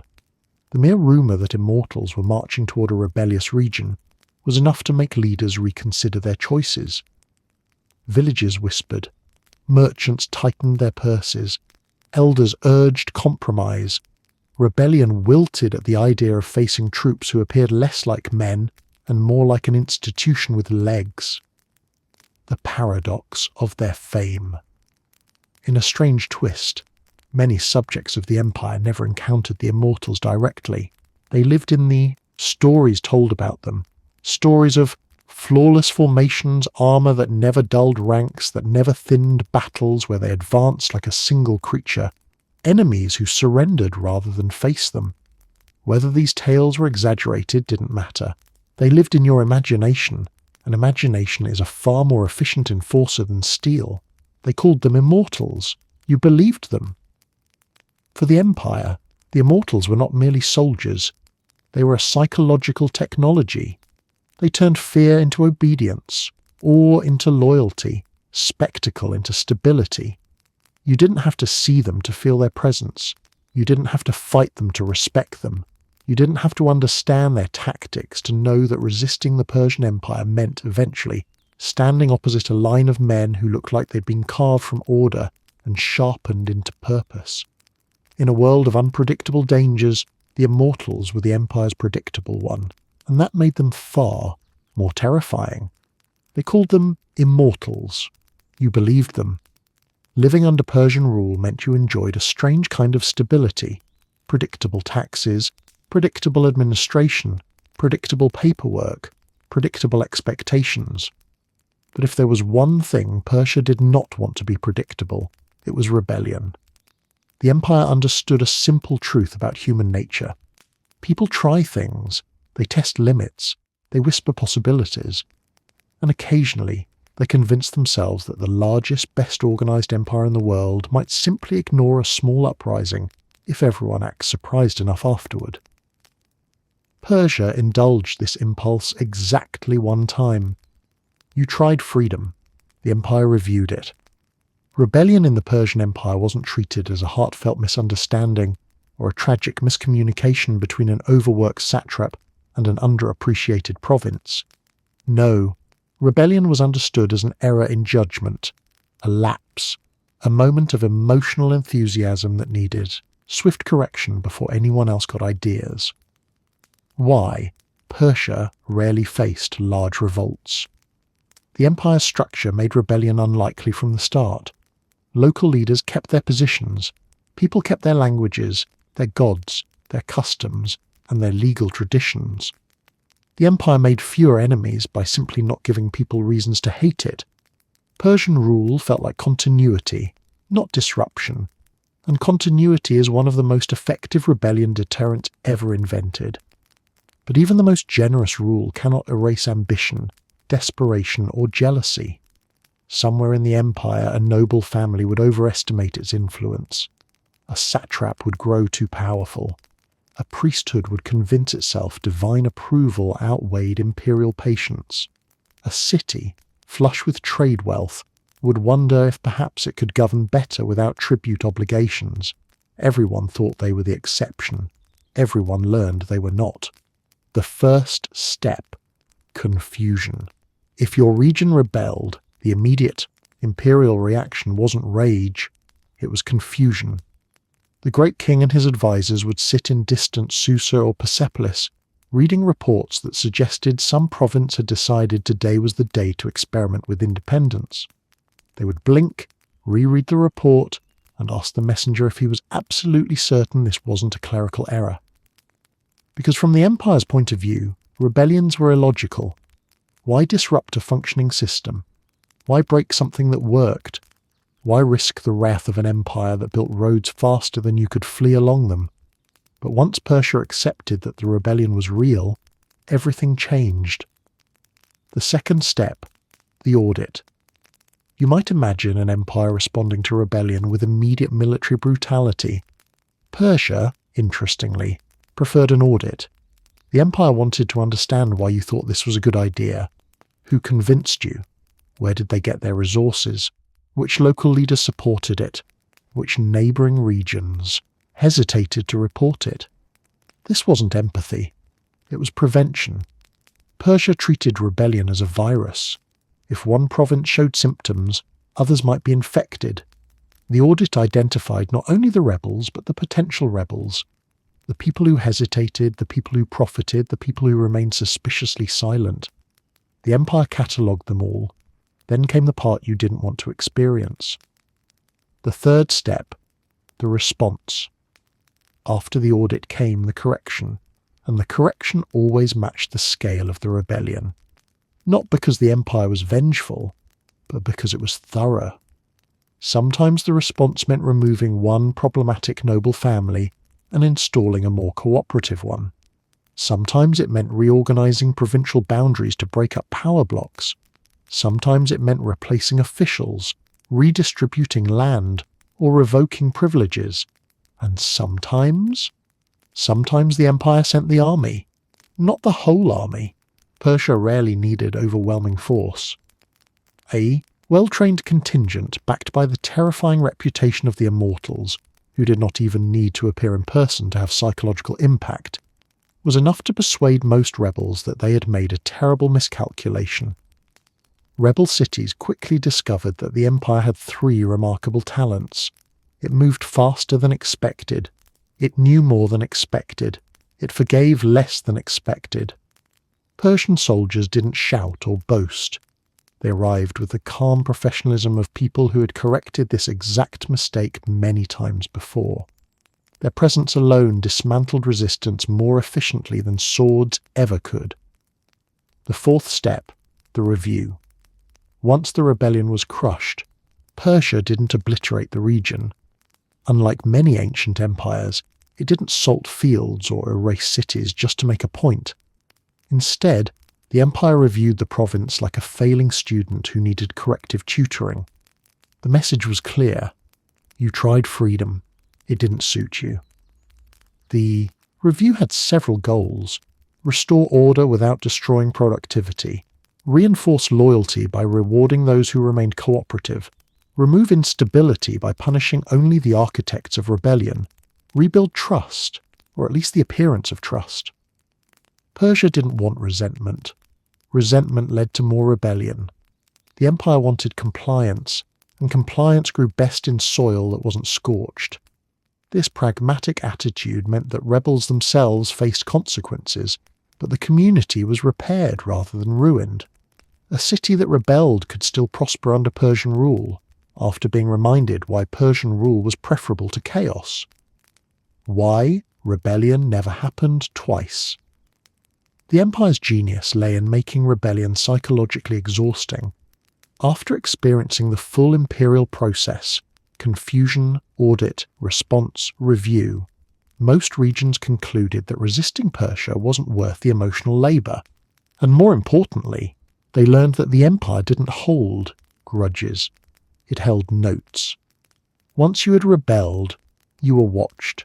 Not constantly, not oppressively, but effectively.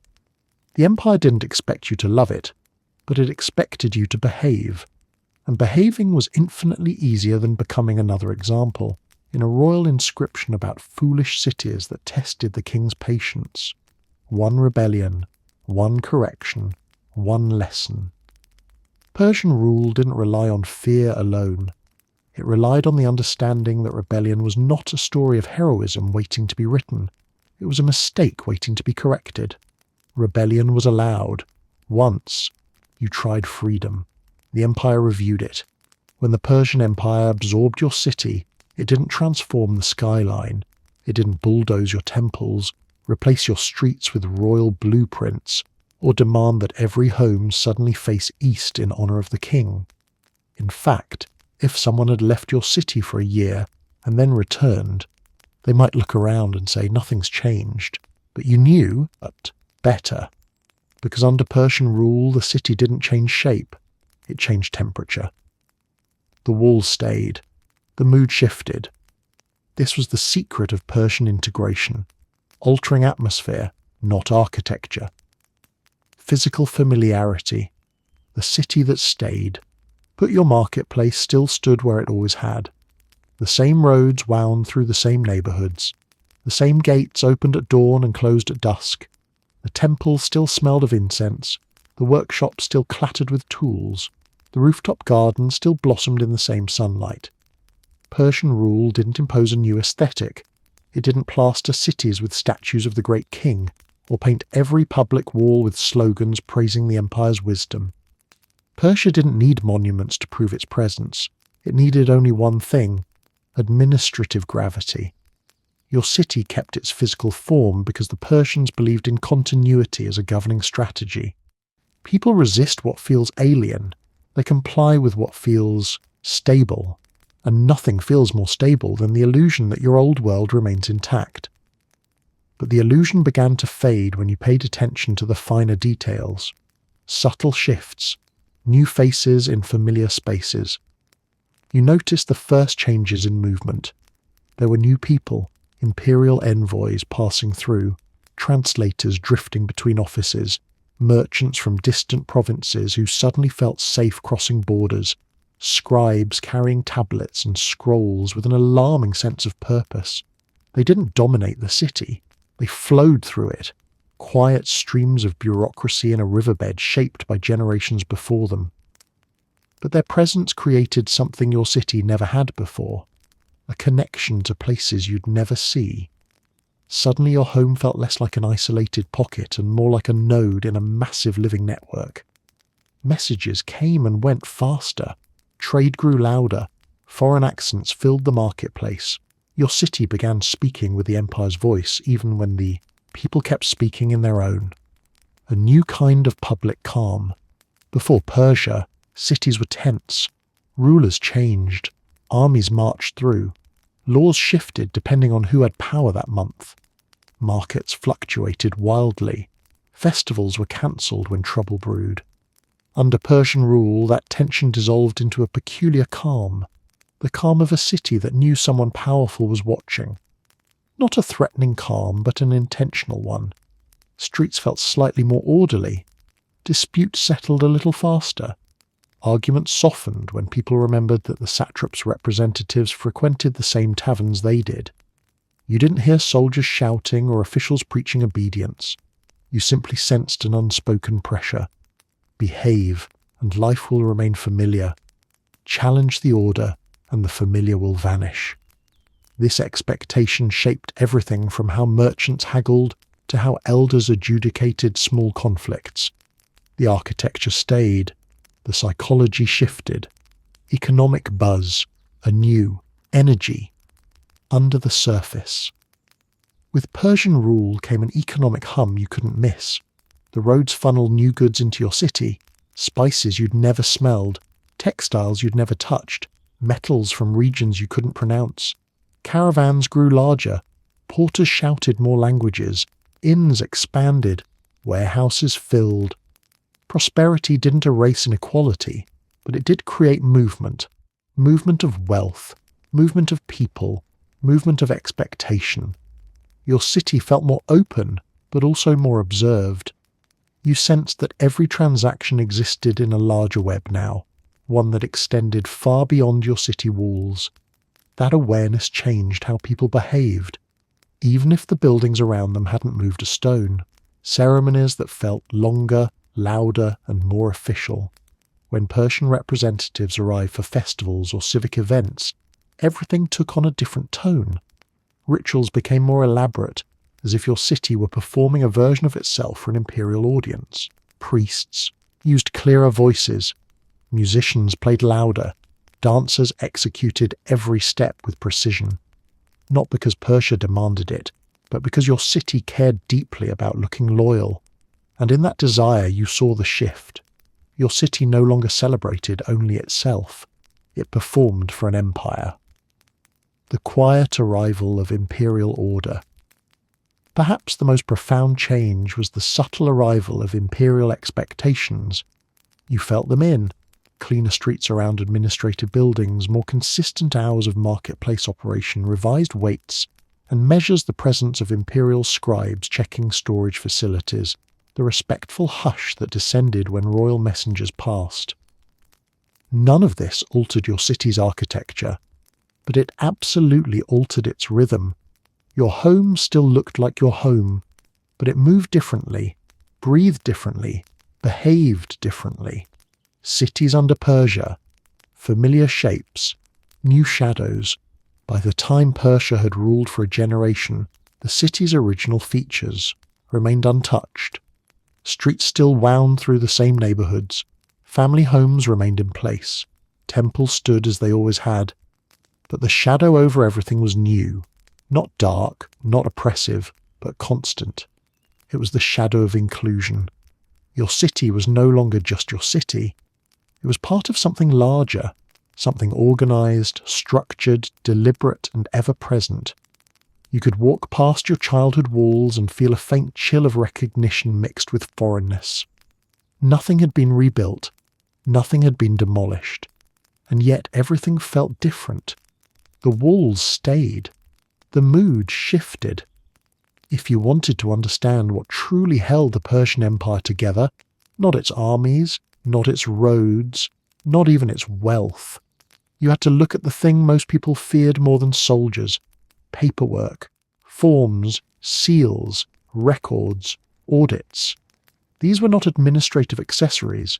They were weapons, silent ones, efficient ones, deadly ones if used correctly, no sword required, just documentation. Under Persian rule, bureaucracy wasn't a background process. It was the empire. Soldiers kept the peace. Satraps ran the provinces. Merchants kept goods flowing.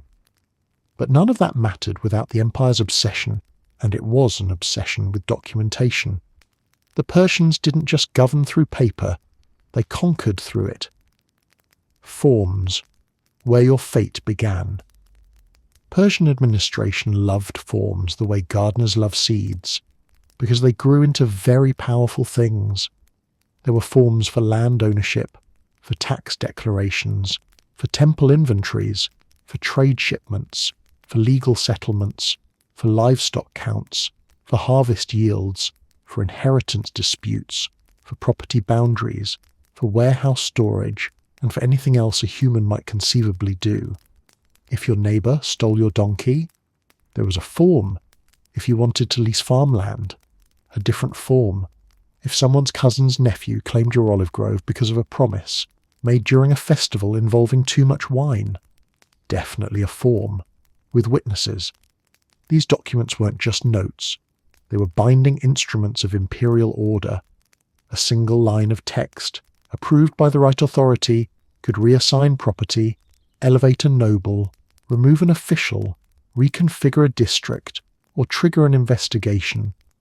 Destroying a form was nearly impossible, not because they were indestructible, but because copies existed everywhere. Archives multiplied like vines in the administrative gardens of the empire. Your complaint might be local. Your record was imperial. Seals, small circles of absolute power. Nothing in Persia carried weight until it carried a seal. A seal turned a piece of clay or parchment into power. It authenticated, authorized, validated. Without a seal, a document was just hopeful writing. With one, it became official truth. Satraps had seals, treasury officials had seals, scribes had seals. Even some merchants had personal seals to mark their goods. But imperial seals, those marked with symbols tied to the king himself, were in a category beyond authority. A document stamped with one of these was not a recommendation. It was reality. A sealed decree didn't argue. A sealed order didn't negotiate. A sealed audit didn't apologize. The empire could shift your life with the quiet press of a carved stone. The audit, Persia's most efficient threat. If the Persian army was terrifying in battle, the imperial audit was terrifying everywhere else. Audits were sent when something didn't add up. Tribute shortfalls, questionable accounting, rumours of misconduct, or any sign that a province was developing personality traits the empire didn't appreciate. An audit team arrived with ledgers, records, questions, more questions, sealed authority, and very patient faces.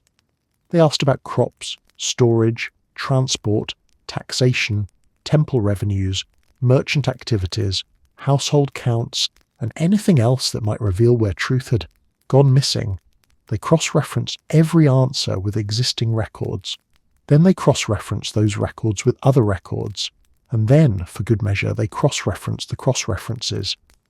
By the time an audit ended, you weren't sure if you lived under Persian rule or inside a spreadsheet with legs. The brilliance of the audit wasn't punishment. It was prevention. Most people didn't dare misbehave because they feared not getting caught by a soldier, but getting caught by a scribe. Scribes didn't forget. They didn't overlook. They didn't accept excuses. Their ink was cold, their math was colder, and their conclusions carried more weight than a cavalry charge. Administrative control, the empire's quietest weapon. The Persians understood something few empires mastered. Control doesn't always require violence. It requires information, and information requires systems. Through bureaucracy, Persia knew who owned what, who owed what, who lived where, who farmed, which fields, who failed to meet quotas, who travelled frequently, who amassed unusual wealth, who had too many friends, who had too many enemies. It didn't matter whether you were a merchant, a priest, a noble, a craftsman, or a farmer. The empire had a file on you. Maybe not a malicious one, maybe not even a detailed one, but you existed in the administrative world, and existence meant accountability. This accountability shaped your behaviour more than any law. When you signed your name or pressed your personal seal into a contract, you didn't just make a promise, you entered the empire's memory. And memory, for Persia, was long and unforgiving. The paradox of Persian paperwork.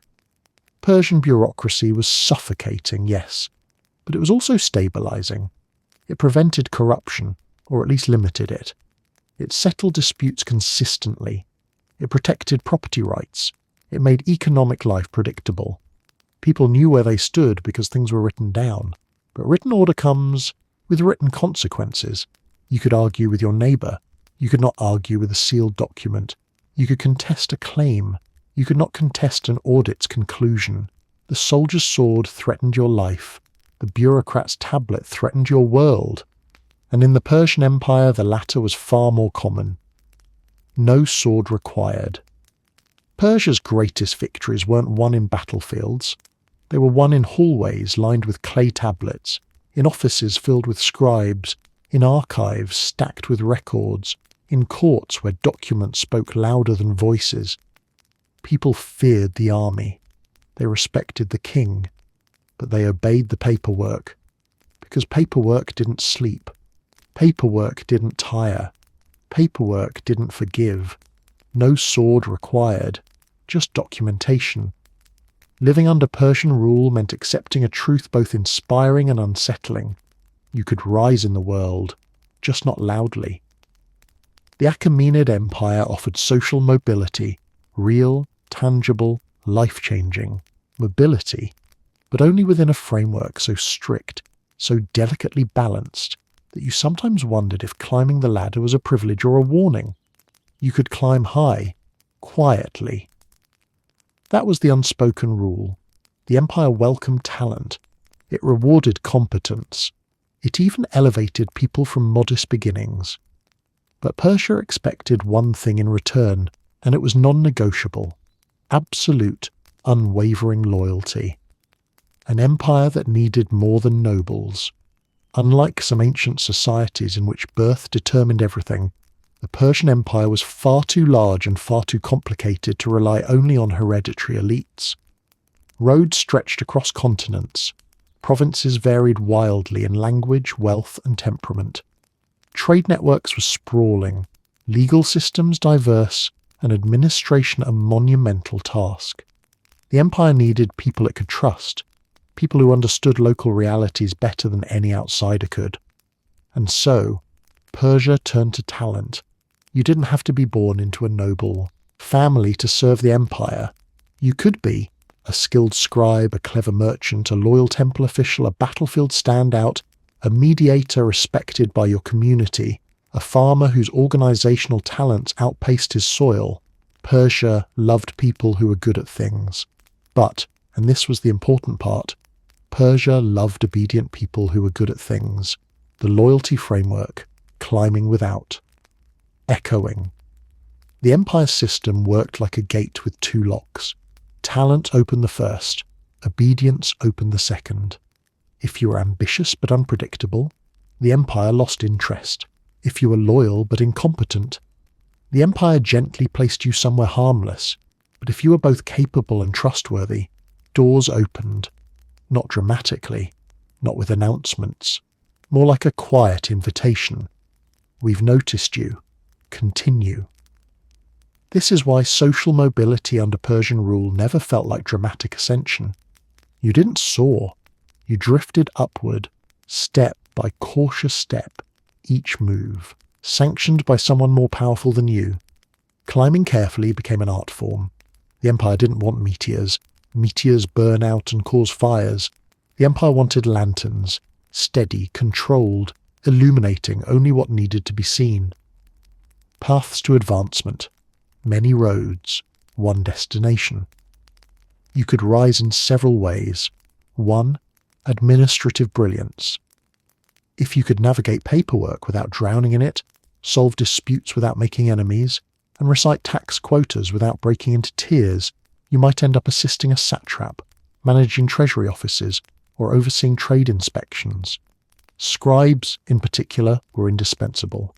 If you could write clearly, count accurately, and translate efficiently, you had a skill set the empire treasured.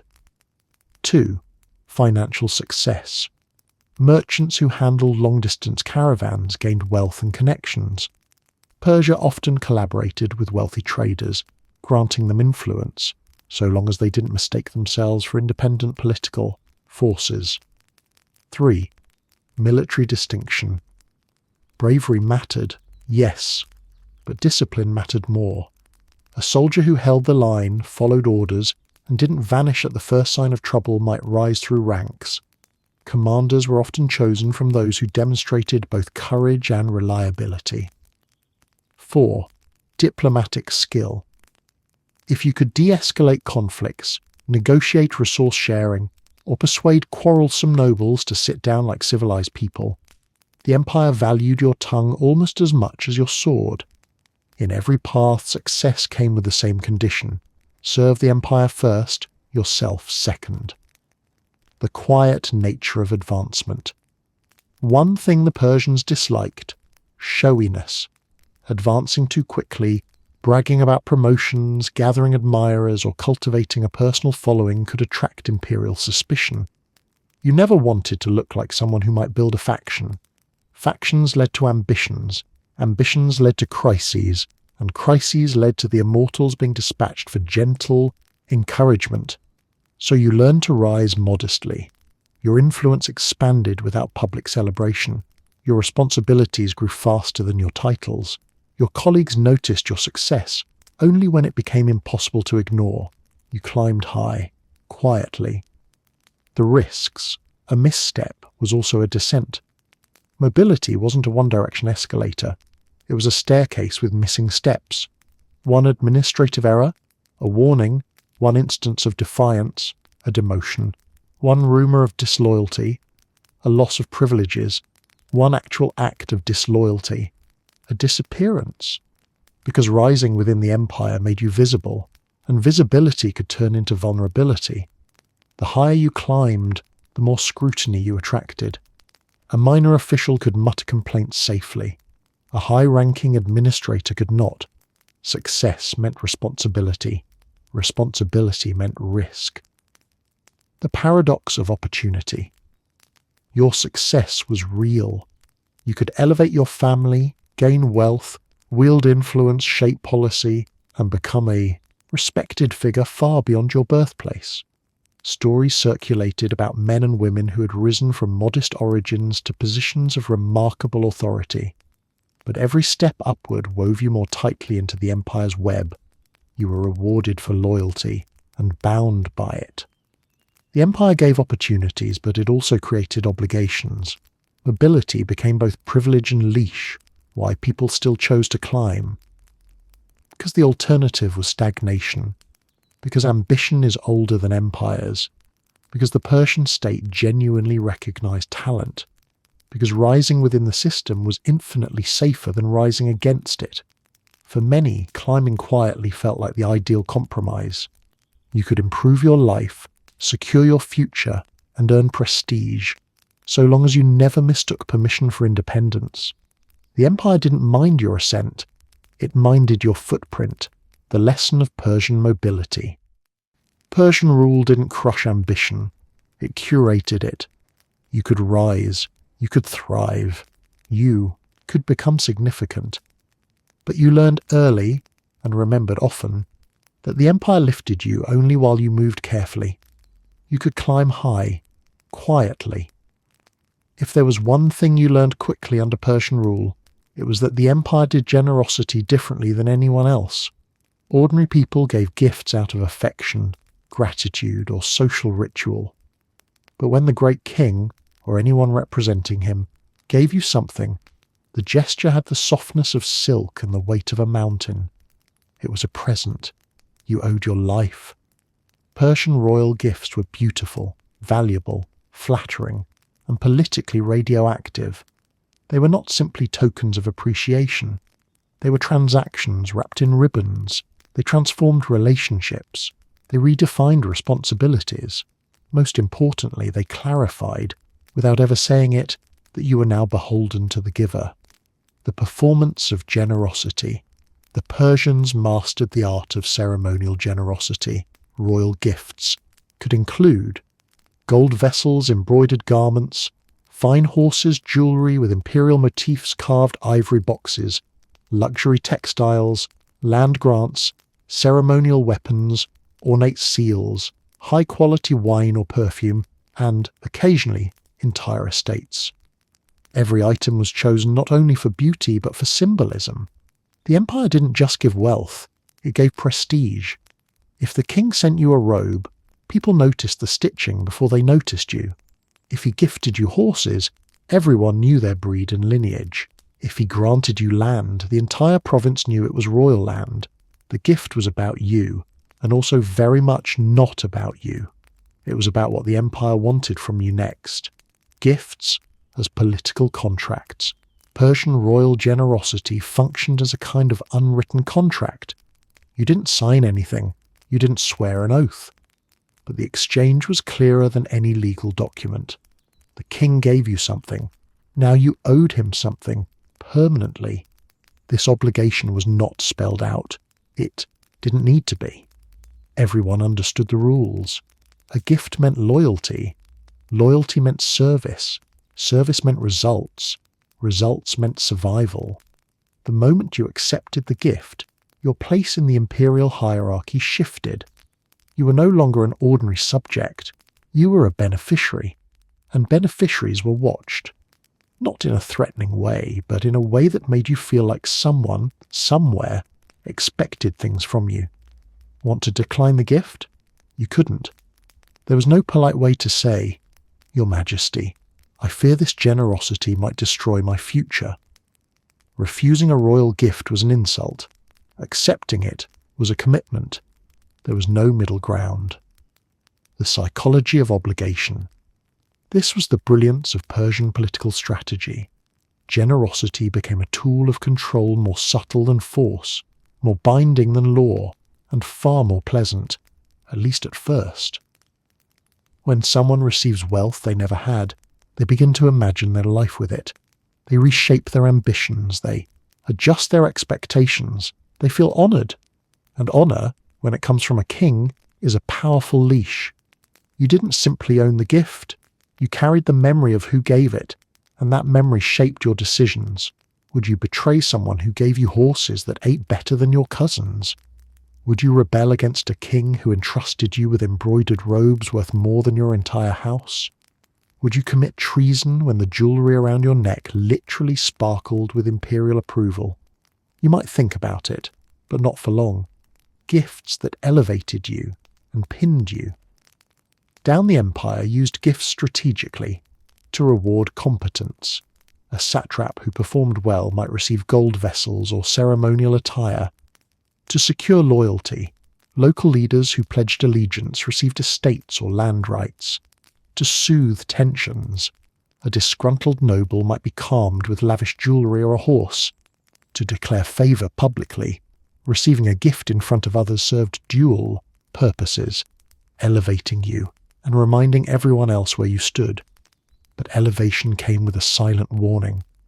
Once you moved into the sphere of royal generosity, you entered a world where your every action was counted, measured, and compared against the gift that started it all. If you failed in your duties, people whispered that the king's generosity had been wasted, and in Persia, wasted generosity was not something a king liked hearing.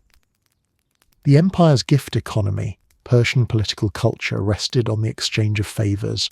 The king gave gifts downward, loyal subjects sent tribute upward. This created a circular relationship. The king rewarded service. Service justified more rewards. Rewards deepened loyalty. Loyalty strengthened the empire. This gift economy blurred the line between personal favour and political obligation. You might receive a gold cup, but you were really receiving a reminder that your allegiance was now gilded, polished, and expected to remain flawless. Royal generosity made the empire feel warm, at least from the surface. But beneath that warmth was calculation. A gift placed you in a network of reciprocity that you could not exit without repercussions. When the king gave you something, it wasn't just kindness, it was architecture. The danger of being noticed. For some, receiving a royal gift meant rising socially. For others, it meant entering dangerous territory. A gift from the king meant you were visible. far too visible. Other nobles saw your elevation. Rivals whispered. Jealousy brewed. Some congratulated you to your face and criticized you the moment you left. Your status improved. Your privacy vanished. That was the cost of prestige in Persia. The higher you climbed, the more tightly the empire held you. And if you ever forgot who positioned you so high, well, the same king who gave you a jeweled dagger could take it back, along with the hand that held it. A present with a price. Royal gifts in Persia were dazzling, coveted, unforgettable. They improved lives, they bestowed honour, they could transform entire families, but they were never free. They were the silken chains of empire, beautiful, personalised, and impossible to break. It was a present. You owed your life. In most ancient civilizations, rumours travelled faster than official news. A city could burn down, a noble could be exiled, a marriage could collapse spectacularly. And somehow, your neighbour's cousin's friend would know about it before the local authorities did. Distance protected secrets. Time protected excuses. And "I didn't hear about it" was a perfectly reasonable defence. But under Persian rule, by the time you lied, the truth had arrived. The Persian Empire created something extraordinary for its time. A communication network so efficient, so tireless, and so unnervingly fast that rumours found themselves in the uncomfortable position of being outpaced by reality. This was the end of plausible deniability and the beginning of a new social phenomenon. The empire knew what happened before you finished explaining what happened. The royal messaging machine, Persia's communication network, wasn't just good, it was legendary. Couriers raced across royal roads, swapping horses at relay stations built precisely to maximise speed. These weren't casual riders carrying letters. These were professionals with one job: deliver messages so fast that excuses couldn't grow legs. They rode through storms, heat, cold, nightfall, exhaustion, and whatever else nature invented to ruin human plans. If a river flooded, they crossed it. If a mountain blocked the way, they went over it. If a village sleepily waved at them, they didn't wave back because waving wasted time, and when the message reached its destination, it carried authority heavier than any soldier's sword. The empire had spoken, quickly. Rumours didn't stand a chance. Normally, when something went wrong in your community, say, tribute was late, or a noble made a questionable decision, or a regional leader attempted something that looked suspiciously like ambition, people did what they always did: whispered, shaded the truth, twisted the story, blamed the weather, or invented a goat-related emergency to explain everything. But Persia's communication system ruined that strategy.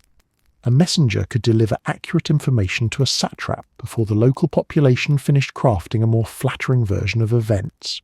Your attempt at damage control was now competing against men who treated long-distance riding like an Olympic sport.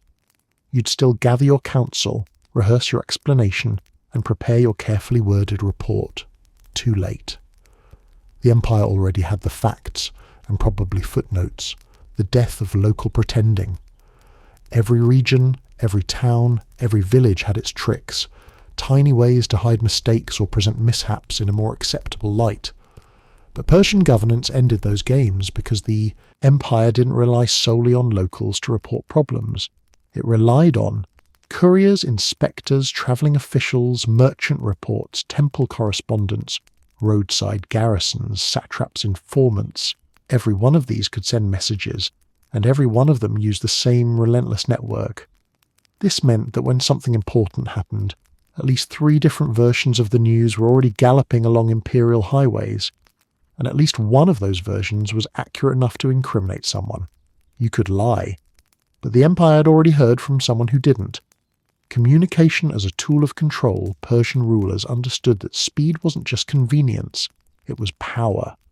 Fast communication meant problems couldn't spread, rebels couldn't coordinate, satraps couldn't hide negligence, nobles couldn't quietly accumulate influence, merchants couldn't evade duties, undetected temples couldn't misreport revenue. The empire didn't need spies everywhere. It just needed news faster than conspirators could organize. If a plot formed in one province, a courier could warn another before conspirators even finished their meeting. If a satrap grew suspiciously wealthy, the treasury in Susa could receive a report before the satrap even learned someone noticed. The empire didn't crush rebellion with strength, it crushed rebellion with information. Ordinary life under extraordinary speed. For everyday people, the communication network had curious effects. 1. Conversations became cautious. People thought twice before exaggerating. Not because exaggeration was illegal, but because imperial officials now understood your city's affairs almost as well as you did. 2. News became collective. A caravan arriving from another province could bring stories you hadn't heard yet, even about your own region. Imagine learning from a merchant that your satrap was under investigation. Imagine hearing from travellers that your harvest numbers were lower than expected. And this was imperial knowledge, not local gossip. It was unsettling at first. Eventually it became normal. 3. Denial became dangerous. If an official confronted you with imperial data, claiming ignorance no longer helped. You couldn't shrug and say, "We didn't know," because the empire's message always said, "But we did." The empire knew before you did. Perhaps the most surreal part of Persian communication was the feeling that the empire moved slightly ahead of your own timeline. A dispute erupted, the satrap heard about it, a caravan was robbed. The king's treasury learned first. A noble died mysteriously. The empire already had questions. A border village prepared badly for winter. Supplies were dispatched before your elders finished arguing about whose responsibility it was. This was the world's first bureaucratic omnipresence. Not supernatural, just spectacularly organized. For you, it meant life felt strangely supervised, even when no soldiers stood nearby. Truth became a sprint. Under Persian rule, truth didn't trickle, it sprinted. And rumours, those ancient companions of human life, found themselves demoted. They still existed, but they no longer shaped reality. Reality moved faster than rumour could catch it. This new atmosphere created a cultural shift. People respected information because the empire respected information. People feared misinformation because the empire did not tolerate confusion. The great king ruled, yes, but information enforced his rule. By the time you lied, the truth had arrived. Persia didn't need magic or omniscience. It had couriers.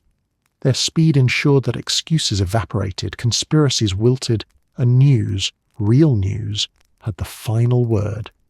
You lived in an empire where messages galloped across the known world, where facts travelled like arrows, where the king heard reality before rumours even learned to walk. By the time you lied, the truth had arrived. Life under Persian rule had a strange texture to it. Smooth, orderly, predictable, and just a little too quiet. Not the peaceful quiet of a well-run town, and not the exhausted quiet after a storm. This was a different quiet. The kind you hear before a pot boils over, when everything looks calm but everyone knows better than to test it. Nothing was burning, that was the warning. Persia didn't rule through chaos, it ruled through the absence of chaos, and that absence was enforced with a kind of calm so steady it became unsettling. The empire that hated disorder. Most ancient empires tolerated a certain level of disorder. Fights in the streets, loud arguments in the marketplace, occasional riots. These were seen as inevitable side effects of human life. But Persia hated disorder. Disorder meant unpredictability. Unpredictability meant administrative complications. Administrative complications meant paperwork, and nothing horrified a Persian official more than unnecessary paperwork. This was an empire that believed stability was the highest civic virtue, not freedom, not passion, not innovation, stability. And it pursued that virtue with a focus that produced one of history's strangest atmospheres, a society ruled by fear without flames, no riots, no loud unrest, No rebellions in the streets, no smashed stalls or burning carts. If something dramatic happened, it happened somewhere else, not in your city, not under Persian rule. Chaos didn't erupt spontaneously in Persia. It was chased out before it had a chance. The social psychology of calm. The calm wasn't enforced by soldiers standing on every corner. Persian soldiers, as you already knew, were not omnipresent. Instead, the calm came from something more internal, an instinct everyone developed after living under Persia long enough. You learned not to escalate arguments. You learned not to gather in mobs. You learned not to shout unless absolutely necessary. You learned that too much noise attracted attention, and attention was rarely good. People settled disputes quickly because letting them linger felt dangerous. Markets ran efficiently because chaos in trade meant someone would eventually come asking why. Neighborhood tensions dissipated with suspicious speed. Even drinking establishments weren't as rowdy as they used to be. Nothing kills the mood like the awareness that a satrap's representative lives 2 streets away. Fear, not cruelty. What made this atmosphere unique was that the fear wasn't rooted in cruelty. Persian rule wasn't famously sadistic. It wasn't built on spectacle or ritualized punishment. Punishments existed, yes, but they were tools, not theatre. The empire didn't need to terrorize people daily. It needed them to understand that consequences existed, and that those consequences were applied with chilling precision. So the fear you felt wasn't terror. It wasn't dread. It wasn't the panicked fear of a tyrant's midnight raids. It was the quieter, slower fear of fear, disappointing someone powerful. Persian authority felt less like an abusive ruler and more like a headmaster who didn't raise his voice, but somehow made you behave anyway. The warning signs you learned to notice chaos rarely erupted under Persian rule, but on the rare occasions it did, the warning signs were invisible to outsiders and glaringly obvious to locals. If you lived there, you learned to read the atmosphere. You noticed a scribe taking notes in a marketplace corner where scribes didn't usually stand a quiet conversation between 2 officials who normally disliked each other, an unusual number of royal messenger riders passing through a priest performing rituals with extra formality, a satrap's soldiers walking the city with polished armour instead of dusty armour. None of these were violent, none of these were dangerous, but each whispered, "Order is being checked. Someone slipped. Fix it before the empire fixes it." If nothing was burning, that didn't mean everything was fine. It meant everything was being monitored. The cold comfort of stability. Despite the tension, there were undeniable benefits. Persian rule minimized civil strife. Banditry plummeted. Trade soared. Infrastructure improved. You didn't spend your nights wondering whether neighboring warlords would attack. You didn't worry about whether local rulers would change every few months. You didn't fear random violence breaking out in the streets. Persian order kept society intact. It also kept society still. There was warmth in the safety, but not in the tone. The empire didn't hug its subjects. It managed them. Your life might improve under Persian rule, but you always sensed that improvement had conditions. Persian stability felt like a blanket woven from stone, strong, protective, and not designed for comfort. Public life without spontaneity. Festivals continued. Markets thrived. Temples remained busy. But everything felt gently moderated, like music played at a slightly lower volume. People danced, but not too wildly. People celebrated, but not too loudly. People protested. Actually, no. People did not protest. That word quietly vanished. The empire didn't forbid spontaneity outright. It simply didn't allow the kind that could accidentally evolve into a problem. Even joy was careful. Fear without chaos. A perfect balance. This was Persia's true genius. It created an atmosphere where people rarely felt threatened, yet were constantly guided by a fear so subtle it became part of their instincts. You were free to work, speak, trade, marry, worship, travel, and live, as long as you remembered one thing. Order was the empire's oxygen. If you created disorder, you threatened the empire's breathing. That was why things stayed calm. That was why no one shouted. That was why the streets rarely erupted. Nothing was burning. That was the warning. In Persia, chaos didn't rise because fear kept it seated. And the fear, cold, quiet, rational, kept the empire standing. Living under Persian rule meant waking up each morning with an unusual certainty. Today would look almost exactly like yesterday, and tomorrow would look very much like today. In an ancient world filled with sudden invasions, unpredictable rulers, tax collectors who invented numbers on the spot, and city-states that changed laws more often than they changed sandals, this predictability was a luxury, and also a trap. Tomorrow would be the same, forever. Persian rule created a rhythm so stable that life began to feel pre-written. Comfortable, yes, but also strangely airless, as if the empire managed not only your obligations but the tempo of your days. The comfort, a life without sudden ruptures. The first thing people noticed under Persian rule was the disappearance of constant emergencies. Your town didn't wake to the sound of a rival city-state marching through the gates. Your marketplace didn't shutter every time a noble family quarrelled. Your crops were less likely to be requisitioned at spear point by a passing warband. Your rulers weren't replaced every few seasons by someone with new ideas, meaning new taxes. For most people, daily life improved simply because it stopped falling apart. Persia kept roads safe, markets regulated, taxes predictable, if uncomfortably precise, and local leaders supervised. Families could plan, merchants could invest, farmers could plant without worrying that the harvest would be stolen by a new political faction. Stability made the ordinary things possible: repairing your house, expanding your fields, apprenticing your children, saving for next year instead of surviving next week. People didn't talk about success anymore. They talked about continuation, the quiet hope that nothing dramatic would interfere with their routines.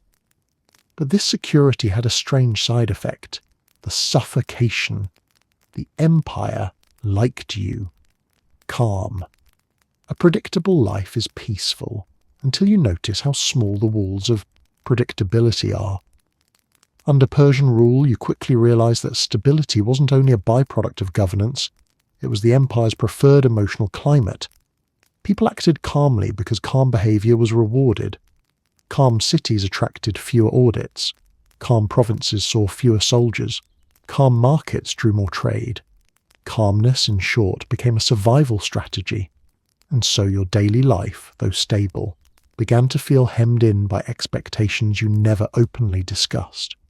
You didn't raise your voice. You didn't question officials. You didn't gather crowds without permission. You didn't ask whether decisions could be changed. Everyone knew the rules. No one had to state them.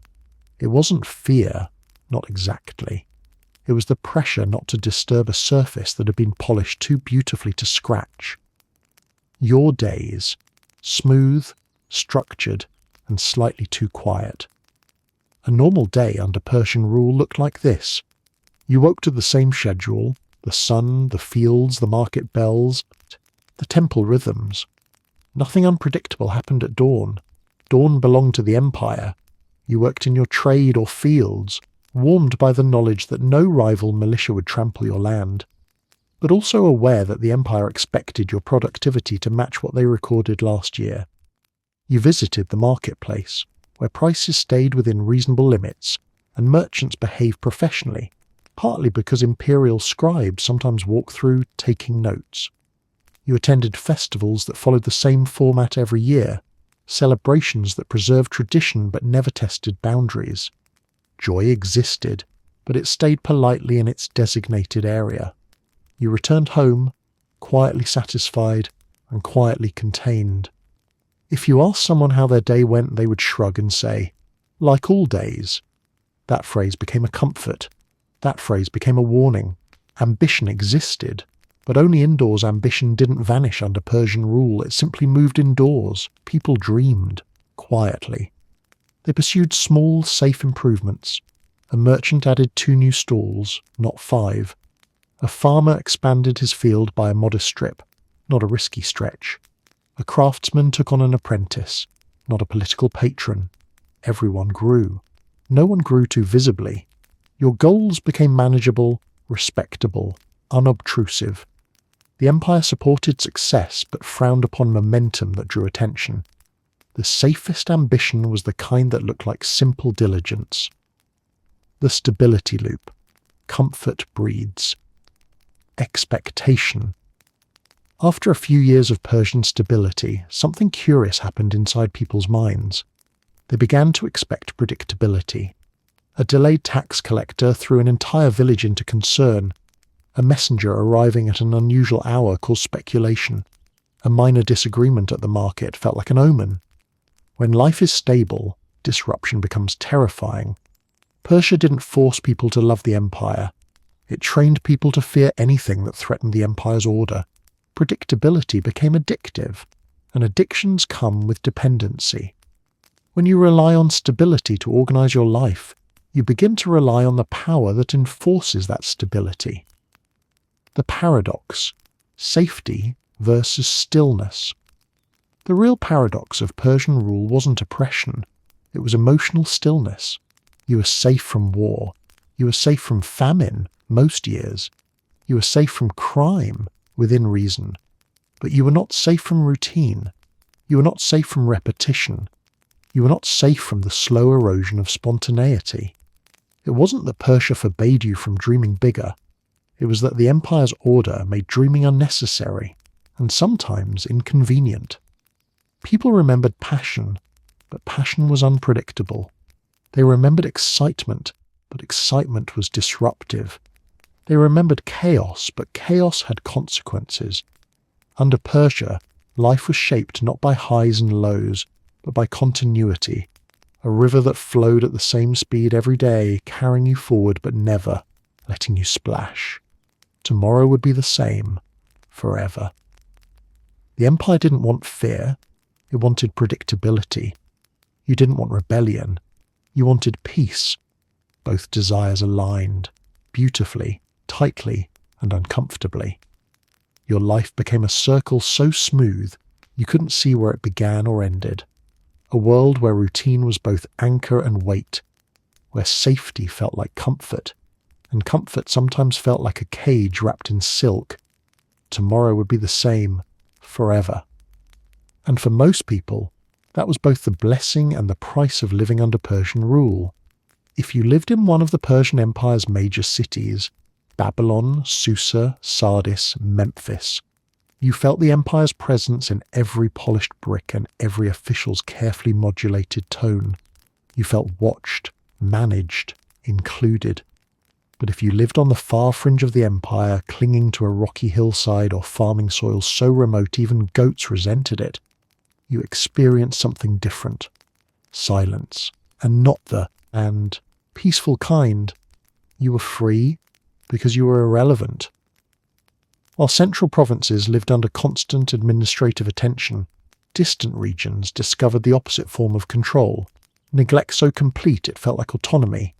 No soldiers marching through, no scribes checking grain tallies, no officials dropping by to ensure your village festival didn't accidentally become a political rally.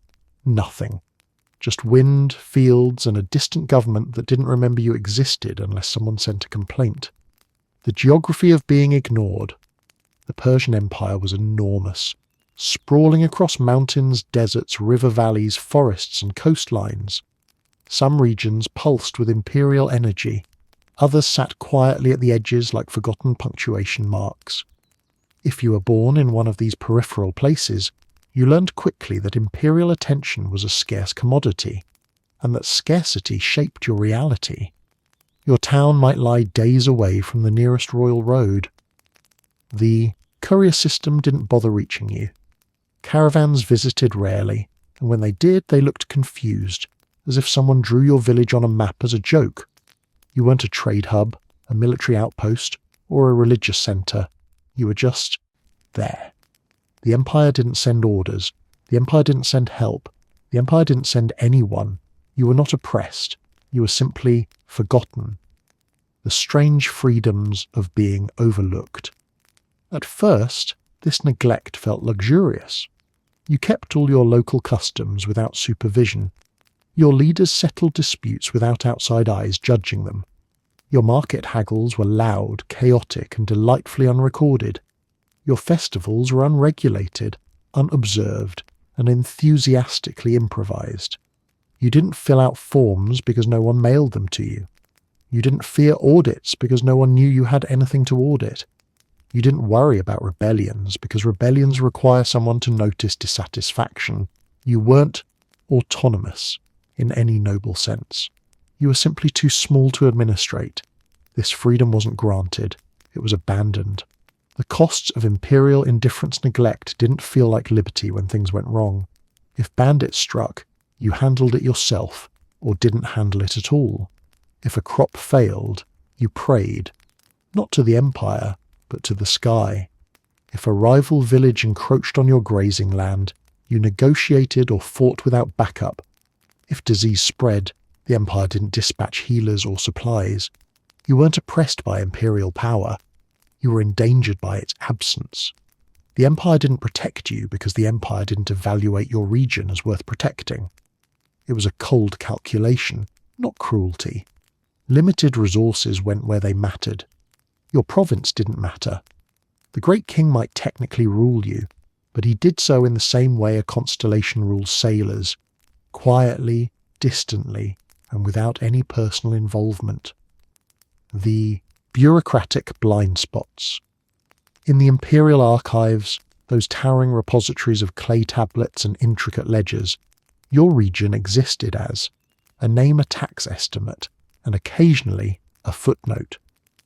If scribes ever discussed your home, it was during moments of speculation. Does that district still exist? Has anyone ridden there recently? Do they pay in grain or livestock? Do they even have livestock? No one knew, no one checked, no one filed a request for clarification. You lived in the comfortable shadow of administrative inefficiency. How local leaders became mini-kings' neglect created power vacuums, and power vacuums created local kings in everything but title. Your village headman, your clan leader, your priest, or your wealthiest merchant became the de facto authority. Not because Persia appointed them, but because Persia didn't care enough to appoint anyone else. These leaders weren't rebellious. They were convenient. They mediated disputes, collected the minimal tribute remembered once every few years, organised defence, maintained order, and taught you how the world worked. Persian-free version. When imperial representatives did show up, these leaders bowed politely, paid whatever tribute was expected, pointed to their well-behaved village, and sent the officials away with gifts and a gentle message. We are loyal. Please continue not supervising us. And Persia, busy with larger concerns, agreed. Your place in the empire's imagination. Imagine the Persian Empire as a great fire illuminating the ancient world. The central provinces basked in its glow. The mid-range provinces stood comfortably in its warmth.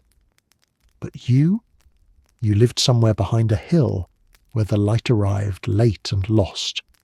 To you, the empire was myth-like, grand, powerful, distant, almost unreal. To the empire, you were geography, not a burden, not an asset, a location. Your identity was so far from the imperial core that when maps were drawn, cartographers probably labelled your region with an uncertain squiggle and hoped no one asked follow-up questions.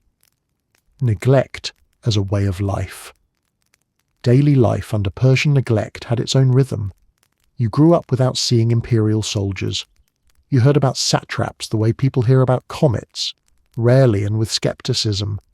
You learned imperial law only through stories merchants told around the fire. You lived as your grandparents had lived, except now you owed tribute to a king who didn't know your name. Your existence continued unbothered until the day tragedy struck, and you discovered just how far away the empire really was, the paradox of irrelevance. Urban citizens feared being scrutinized. Provincial elites feared being replaced. Merchants feared being audited. Rebels feared being corrected. You feared being ignored forever. Imperial neglect offered freedom, but it also erased your ability to ask for help, justice, or recognition. You lived outside the empire's troubles and outside its protection. You were free because you were irrelevant.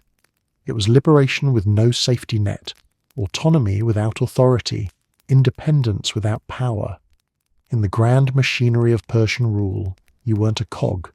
You were the dust between the gears, unnoticed until a strong wind blew you away. Living under Persian rule meant living with a contradiction so large, so universal, and so quietly accepted that it became the emotional background noise of the empire. You complained constantly. You grumbled about taxes, audits, satrapal oversight, royal expectations, predictable routines, and the empire's remarkable ability to sense wrongdoing before it even fully occurred. And yet, when the empire needed defending, you showed up. You complained. You still showed up. This was the strange, almost involuntary loyalty that defined Persian subjects. It wasn't ideological loyalty. It wasn't passionate patriotism. It wasn't deep emotional attachment. It was something far more practical, more human, and more revealing. Defending the empire because the alternative was chaos, and chaos was far worse. The empire was annoying, but reliable people living under Persian rule didn't necessarily love the empire. They tolerated it, respected it, occasionally admired it, frequently resented it, but they trusted it. Why? Because Persia had accomplished what few empires managed, a world where life did not collapse every few seasons. Roads worked, markets thrived, laws were applied, sometimes harshly but predictably. Trade was abundant, famine relief occasionally arrived. Bandits feared the patrol routes. Provinces cooperated rather than fought. In short, Persia made stability normal, a luxury most ancient societies could barely imagine. So when whispers of foreign invaders or rebellious uprisings began to circulate, you faced an uncomfortable truth. If the empire fell, your stability fell first. And as much as you grouched about Persian audits or worried about scribes materializing at the worst possible moment, you also knew your entire life rested on the empire's ability to keep order. The logic of self-preservation. When outsiders threatened Persia, Greeks, Scythians, Egyptians, Babylonians, or any other restless neighbour, the empire called its subjects to defend it. And defend it they did. Not because they adored the king as a divine figure, not because imperial propaganda hypnotized them, not because patriotism burned in their chests like sacred fire. They defended the empire because losing Persian rule meant losing the only system that reliably protected their property, their livelihood, their markets, their rituals, and their predictable tomorrows. Empires often demand emotional loyalty. Persia demanded practical loyalty. And in a world where practical concerns often outweighed emotional ones, people chose the empire. You weren't defending Persia, you were defending your way of life. The local perspective, bad is better. Then unknown, imagine the scenario. You're a farmer. Your fields produce grain at predictable rates. Your taxes are high but steady. Your markets are safe.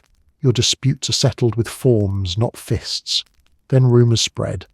An enemy force is approaching. Persia may not reach us in time. You panic. Not because you love the empire, but because you've studied history the way farmers study weather. When one empire collapses, the next one doesn't arrive with pastries and apologies. Foreign armies take grain without payment.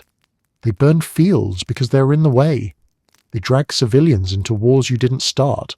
They replace your local leaders with officers who can't pronounce your village name. Compared to that, Persia felt like a stern but orderly landlord, one who occasionally annoyed you but never stole your harvest or torched your barn.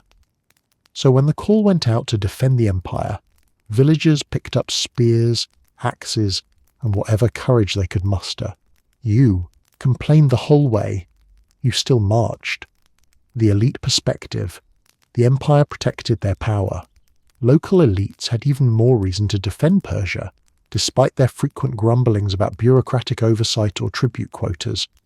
Persian rule allowed them to keep their status, maintain local authority, resolve disputes with imperial backing, enrich themselves through trade, avoid territorial wars with neighbouring cities, rise quietly, as long as they behaved. If a foreign conqueror replaced the empire, everything changed. Their privileges vanished, their influence evaporated, their carefully built alliances collapsed. Persia didn't just rule the elites, it stabilised them. So even the nobles who muttered complaints about satraps were the first to send troops when danger approached. The emotional paradox of imperial loyalty. Persian subjects mastered a specific emotional skill, holding frustration and reliance at the same time. You could curse the tribute collectors, roll your eyes, at imperial decrees complain about the lack of spontaneity, resent the invisible surveillance, but also recognize that life without Persia would be significantly worse. This wasn't blind loyalty, it wasn't devotion, it was reluctant gratitude. You defended the empire not because you felt loved, but because you felt protected, and sometimes that's enough. Foreign invasions. The empire became us. When foreign threats emerged, like Greek city-states whose politics moved faster than their ships, you experienced something unexpected. The empire you normally thought of as them suddenly became us. Your village and the great king's palace had nothing in common, except survival. Foreign invaders didn't distinguish between Persians and subjects. They just saw the empire and everyone inside it. So you fought alongside people you'd never met, defending a system you barely understood, because the alternative was annihilation, or worse, financial uncertainty. Nothing unites people like the fear of losing predictable tax deadlines. You complained, you still showed up. This was the true heart of Persian durability. Persia didn't inspire fanatical devotion. It inspired measured loyalty, the kind born of rational calculation, not emotional attachment. People defended the empire because the empire defended them from a world that was far crueler than its own administrative flaws. You didn't stand in battle shouting patriotic slogans. You stood there thinking, look, I don't like everything Persia does, but I like everything Persia prevents. The empire succeeded not because everyone adored it, but because everyone understood life without it was a gamble they didn't want to take. You complained, you still showed up. And that quiet, reluctant, pragmatic loyalty kept Persia standing for centuries. After spending a lifetime inside the Persian Empire, or even a single generation, you would eventually reach a quiet, unavoidable conclusion. There had never been an empire quite like this one. Not in scale, not in sophistication, not in the way it blended generosity with surveillance, tolerance with discipline, and opportunity with strict boundaries. And the good news? Persian rule brought peace, tolerance, roads, and order. The bad news? It did so by knowing everything and forgiving very little. You weren't oppressed, you were efficiently managed. This final truth shaped the emotional landscape of daily life. You were not a citizen in a democratic sense, nor a slave in a tyrannical sense. You were something else, a participant in an empire built out of paperwork, politics, roads, and routine, living under a structure so vast that you were both supported and supervised at every turn. The good news, you lived in the most stable empire of its age.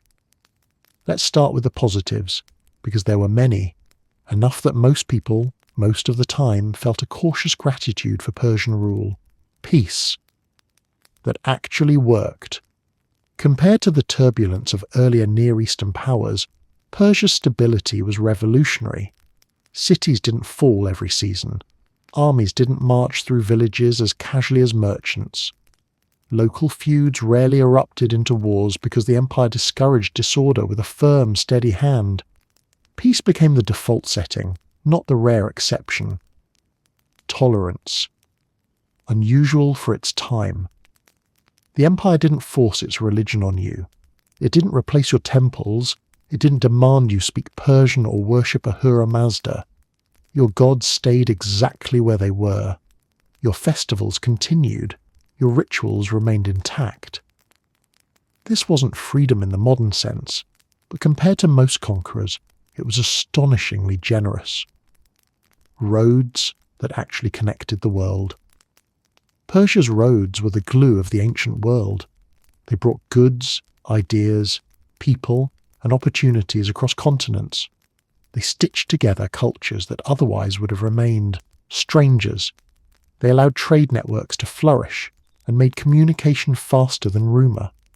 A merchant from Lydia could trade with a farmer from Bactria because of the smooth ribbon of empire beneath his feet. Order that let you sleep at night. Bandits feared patrol routes. Borders were predictable. Laws were documented. Local elites behaved or pretended to. Even common disputes felt easier to navigate because imperial systems kept chaos at bay. Your life wasn't glamorous, but it was structured, and in the ancient world, structure meant survival. By almost every metric, Persia improved the daily existence of millions. But, and this is the hinge of the story, the empire didn't do this out of kindness. The bad news: Persia knew everything, forgot nothing, and forgave rarely.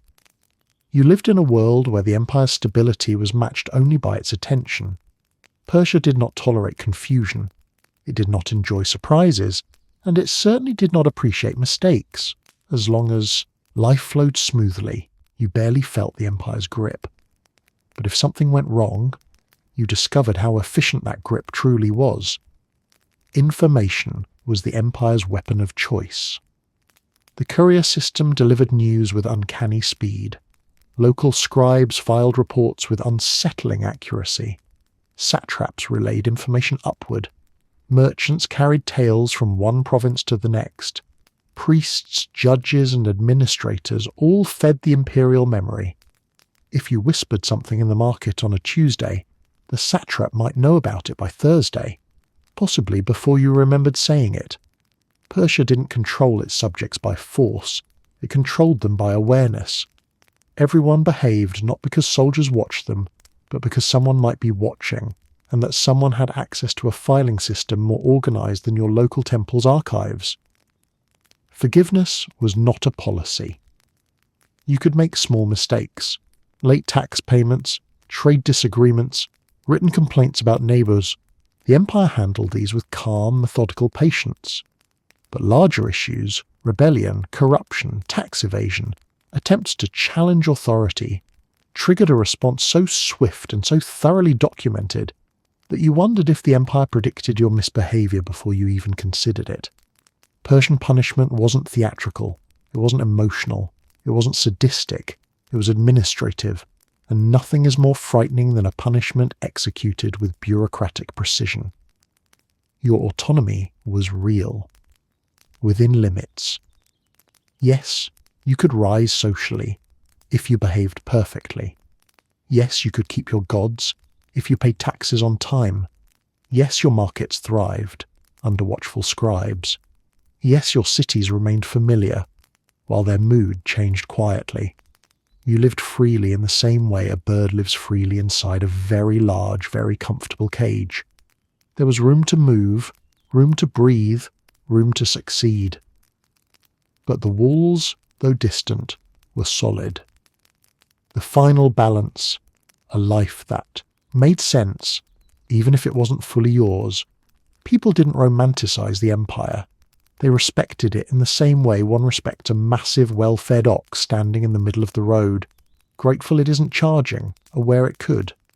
Persia provided structure. Persia provided safety. Persia provided tolerance. Persia provided opportunity. But Persia also provided the boundaries that shaped every aspect of your life, from how loudly you argued in the marketplace to how quickly you reported local disturbances. You weren't oppressed, you weren't liberated, you were managed in the smoothest, most efficient way an ancient empire could devise, the good news and the bad news.